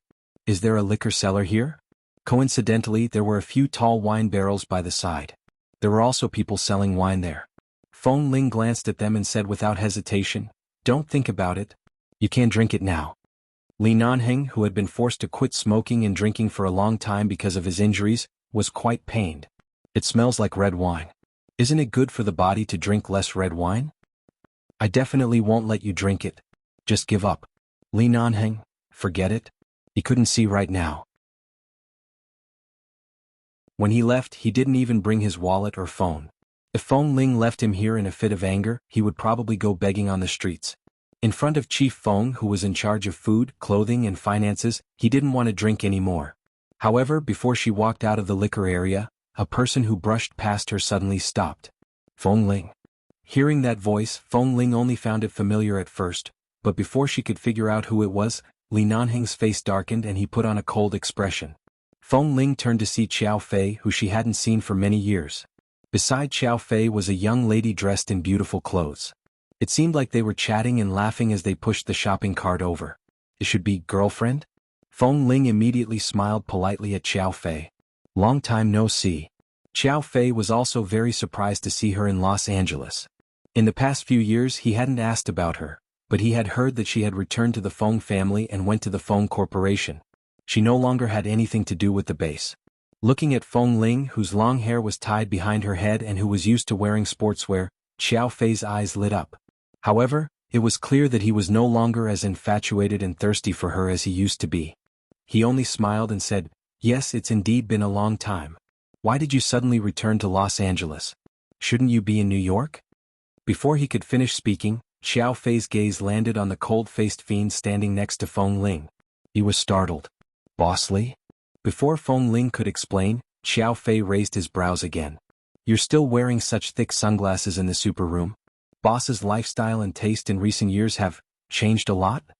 Feng Ling chuckled. "No, his eyes are, and I'm happy." Li Nanheng pushed the car beside her, indicating for her not to speak carelessly. At the same time, his voice was cold and emotionless. Feng Ling, the young lady beside Xiao Fei, asked him something in a low voice. Xiao Fei smiled and said something to her warmly. He then turned to look at Feng Ling. "I'm going to visit my girlfriend's parents tonight. I still need to buy some gifts. I don't have much time, so I won't disturb you. Shall we have a drink another day?" "All right." Feng Ling nodded at him. "Another day." Hearing the words "another day," Li Nanheng's expression turned even colder. Xiao Fei politely said something to Feng Ling and then walked away with his girlfriend. Feng Ling was about to continue pushing the shopping cart forward. However, before she could push it, she saw that Li Nanheng's expression was filled with the words, "I'm not happy." "What date? Have you forgotten the rule that people from the base can't meet frequently after they leave?" Li Nanheng's voice was cold. Feng Ling rolled her eyes at him. "How many years has it been? Is it worth being jealous over this?" "Didn't you see Xiao Fei with his girlfriend?" "I didn't see it," Li Nanheng said honestly. Feng Ling. She was so angry but she couldn't vent her anger. "Then you should have heard it. He said he was going to see his girlfriend's parents. Just now, his girlfriend held his arm and walked with him. They were so affectionate.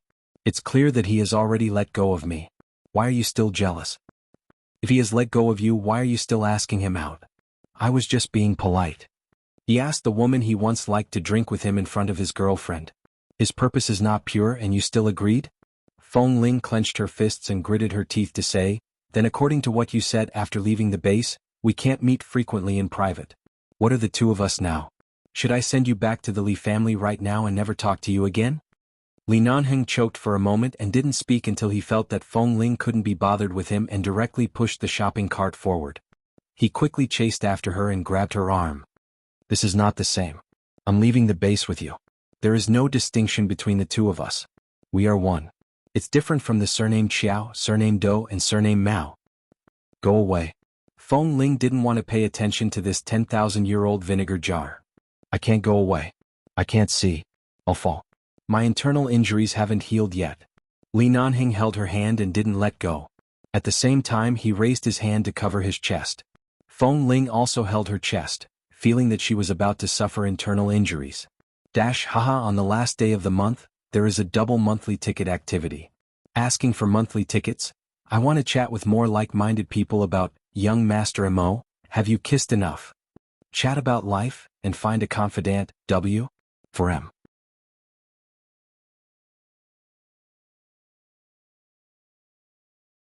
Chapter 1390. Fortunately, Xiao Fei really came with his girlfriend. The two of them had already gone to pay the bill lovingly. Otherwise, who knew how long Li Nanheng's face would be? Feng Ling ignored him and Li Nanheng walked behind him. In any case, she couldn't really leave him here in his current state. Li Nanheng placed one hand on the shopping cart and the other in his trouser pocket as he followed her. The fish was ready. Feng Ling went over to take it. When she turned back, she saw that Li Nanheng obediently placed his hand on the shopping cart and did not take a step away. Her heart softened. Anyway, he couldn't see her, so she sighed helplessly and smiled. In the past, when Xiao Fei was at the base, he was jealous. Now he was also jealous. Did he really care about her to this extent? What was so good about her? Feng Ling gently placed the bag containing the fish into the shopping cart and walked over to stand in front of Li Nanheng. However, she maintained a distance of about a meter between them and just looked at him. The man was at least a head taller than her. She raised her face slightly and looked at him without making a sound. When she walked over, there was no sound under her feet.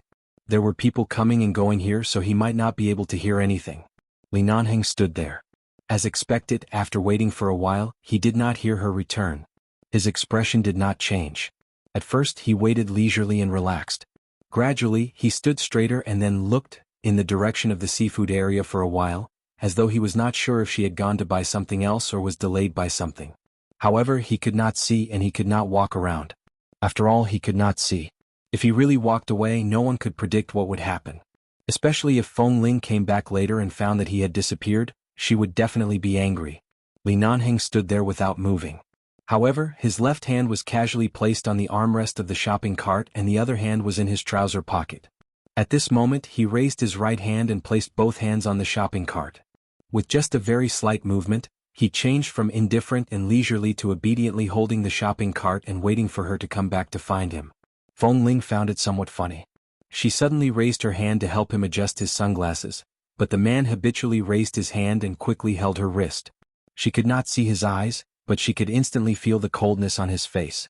However, in the next moment, when he realized that the person in front of him was Feng Ling, the coldness on the man's face instantly disappeared. At the same time, he slowly moved his hand up and held her hand. Why did you take so long to come back? Feng Ling smiled, but her laughter did not come from her mouth. Instead, she spoke calmly as though nothing had happened. I bought some other things earlier and was delayed for a few minutes. Li Nanheng's expression had relaxed, but he did not let go of her hand. Are you going back now? Feng Ling did not shake him off. She only curved her lips into a smile and pushed the shopping cart with him to the checkout area. As they walked, she said, "Did you think someone wanted to touch you? You stood in front of me without moving. Suddenly, I felt someone's hand approaching. It was only 0.1 seconds. A normal person would be on guard," Li Nanheng said calmly. However, since he said this, it meant that he had already understood that she must have deliberately not made a sound in front of him. She said that she went to buy something else at the last minute, but it was just an excuse to fool him.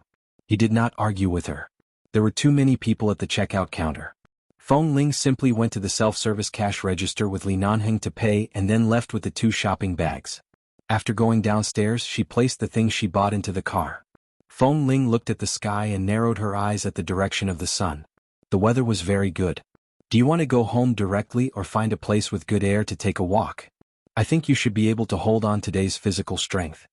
Feng Ling also evaluated him based on the strength he suddenly held her wrist. It could be seen that although Li Nanheng's body needed to rest and his physical strength was indeed much weaker than before in an emergency, his strength would not be weak. Up to you. Li Nanheng stood by the car and listened to the sound of her putting the things into the trunk. He also looked in the direction of the warm sunlight and turned his face. As if feeling that the weather was really good, he said, "Is there an amusement park on the way back?" After all, Li Nanheng used to go to that apartment often, and he did know the various buildings and facilities nearby better than her. It seems so. I didn't pay much attention. Let's go to the amusement park for a walk. Feng Ling couldn't figure it out. The two of them were adults. Why didn't they find a park suitable for walking and basking in the sun? Why did they go to the amusement park? However, it seemed that the amusement park happened to be on the way back. They didn't even need to change the direction of the car. It was just on the way back. It was very convenient, so she didn't object. All right, then let's go for a walk. Li Nanheng smiled. Feng Ling glanced at him again and found that after this man was injured, perhaps because he couldn't see, his smile was no longer so annoying. He would always smile a little softer and more restrained because there were too many invisible uncertainties in front of him. He was clearly still the same person, but he seemed to have become a little more cautious in some unnoticeable habits. This caution came from his eyes. He had never said that he minded whether he could see or not, but no one would feel comfortable in the darkness every day, not knowing whether it was day or night. Feng Ling closed the trunk, reached out to take his arm, helped him to the car door and opened the door. Let's go, get in the car. Let's go to the amusement park. Li Nanheng seemed to be a little reluctant to part with the warm sunlight outside the car. After entering the car, Feng Ling helped him open the back window. Anyway, it was not cold, but the weather was not hot enough to turn on the air conditioner in the car. After driving all the way to the amusement park, Feng Ling found a place closest to the main entrance and parked the car. When she got out, she happened to see a passage extending from the outside to the inside of the amusement park. On both sides were all kinds of children's toys, food and drinks. There were many children blowing bubbles around. You sent Momo to the Feng family? Li Nanheng heard the laughter of the children around him and asked softly as Feng Ling held his arm and walked. And I sent him to my grandparents' side. This way they will have someone to accompany them. I can rest assured.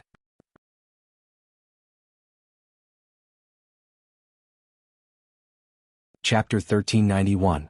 At this point, Feng Ling said, I saw Dr. Wen last time. Li Nanheng did not say anything. As he walked, he felt the warmth of the sun as though waiting for her to continue. He doesn't know about little Momo's existence, does he? Li Nanheng did not speak at first. After a moment he said, I only know the gist of it. Wen Liqing isn't someone who will complain to others about everything. I don't have much contact with her in private. I only heard some gossip from some relatives of the Li family who have dealings with the Wen family. So you don't know why she chose to take such a step? You don't know why she hid the existence of the child? I only know that she hid it, but I really don't know the reason. She didn't tell anyone about her relationship with Wen Linhan. How could I know so much inside information? As Li Nanheng spoke, he emphasized, I don't even know what the woman I like thinks every day. How can I have the time to care about other women? Feng Ling was not angry.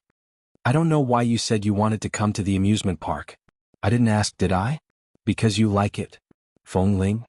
She stopped in her tracks and turned to look at him in surprise. When did I say I like this kind of place? Li Nanheng curved his lips meaningfully. At this moment the children playing by the side were too noisy. He turned his head and whispered a few words in her ear. Feng Ling was stunned at first, then stunned and then surprised. In the end, her eyes widened in disbelief. She had never been so idiotic. Li Nanheng only smiled. All right, I know there's still a little girl living in your heart, but you've locked her up. I can't see her now. Even if you're so happy that your nose is bubbling, I won't laugh at you. Feng Ling. She walked into the amusement park with Li Nanheng in disbelief. She looked at the many entertainment facilities. This amusement park was very big, and all the facilities were several times larger than those in Mr. Mike's resort. Furthermore, there were many people queuing up for every item. Feng Ling found it unbelievable. After drinking too much, she dragged Li Nanheng to the children's playground and forced him to play with her on the slide and seesaw. However, those were indeed purely children's projects. There were many exciting projects in this amusement park. She looked at the roller coaster and thought for a moment before turning to look at Li Nanheng. Roller coaster or merry-go-round? Li Nanheng asked her, Where do you want to sit? The merry-go-round. That's safer. Your body can't handle too much stimulation and turbulence, especially in your eyes. It's better for this kind of stable event. Before she could finish, the man grabbed her hand and pulled her in another direction. Roller coaster. Feng Ling. Then why did he ask her? She didn't know if Li Nanheng wanted to play or if she wanted to play, but Feng Ling couldn't be bothered to argue with him. She only observed for a while and confirmed that although the roller coaster was fast, it started and stopped smoothly. When it was too fast in the middle, she could only feel the wind. There was no danger or impact on him, so she went to buy the tickets. When they sat on it, a staff member came over to buckle the safety handle for them. Feng Ling turned to look at Li Nanheng. When you can't see, your fear should increase by dozens of times. Hold it in and don't scream. Otherwise, I'm afraid I'll laugh at you for the rest of your life. Li Nanheng snorted. I didn't even feel anything when the helicopter dropped a rope ladder at a high altitude. It's just a roller coaster. Before he could finish speaking, it began.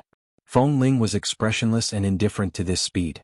Like him, she had received high-altitude rope ladder training and had undergone all kinds of high-altitude speeding training. Indeed, she did not feel anything. Her heartbeat did not change. After a few laps, the young men, women, and children who were screaming the entire time turned pale. Some were happy and excited, while others were frightened. Only Li Nanheng and Feng Ling, who were sitting in the front two seats, did not change their expressions. After the two of them untied the safety handle and went down, Li Nanheng looked regretful. It's not exciting enough.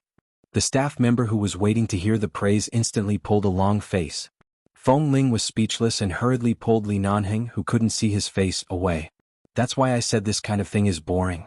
How could I possibly pull you to play on the slide? Li Nanheng, your ability to make up lies is so childish. What you said will definitely not happen.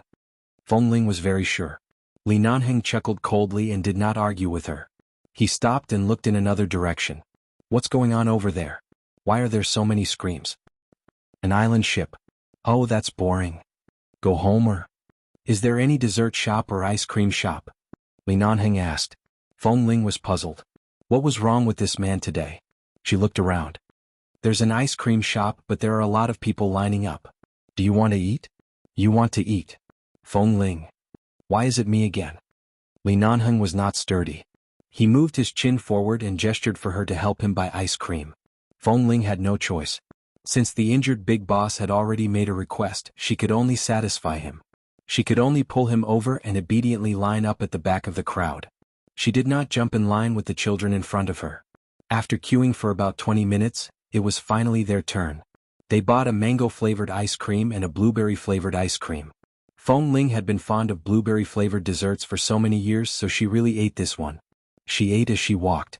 Seeing that Li Nanheng did not eat much, she chose an empty bench to sit down on. At this moment, Feng Ling felt that this scene was like a young couple in love. It was more like an old couple sitting here eating ice cream while watching the various children playing nearby. The sun was warm, the ice cream was sweet, and the people around her gave her enough security. It seemed that in her life since she was young, whether it was in the base or the Feng family, she had never felt this kind of peace and tranquility. Perhaps she had, but it was in the jungle that had been burned down a few years ago. As she dug into the ice cream in the cup, she said, "There's news about Kay's customized prosthesis. He'll be able to stand up in a few days. I reckon he'll be able to jump over to visit you." What? Are you worried about my eyes again? Li Nanheng chuckled disapprovingly. Feng Ling glanced at him. I'm just thinking, when will the blood clot pressing on your optic nerve disappear? Li Nanheng raised his hand. He did not need to fumble in the air and accurately held her shoulder. There's no rush. He has a prosthesis. Don't I still have you as my eyes? That you're tuning in to the Han Li's Wuxia Adventures YouTube channel. We're so grateful for your support, and don't forget to subscribe to join us on this incredible journey through captivating stories. Your generosity through donations truly makes a world of difference, as it's the primary source of revenue that allows me to expand and enhance this channel for you.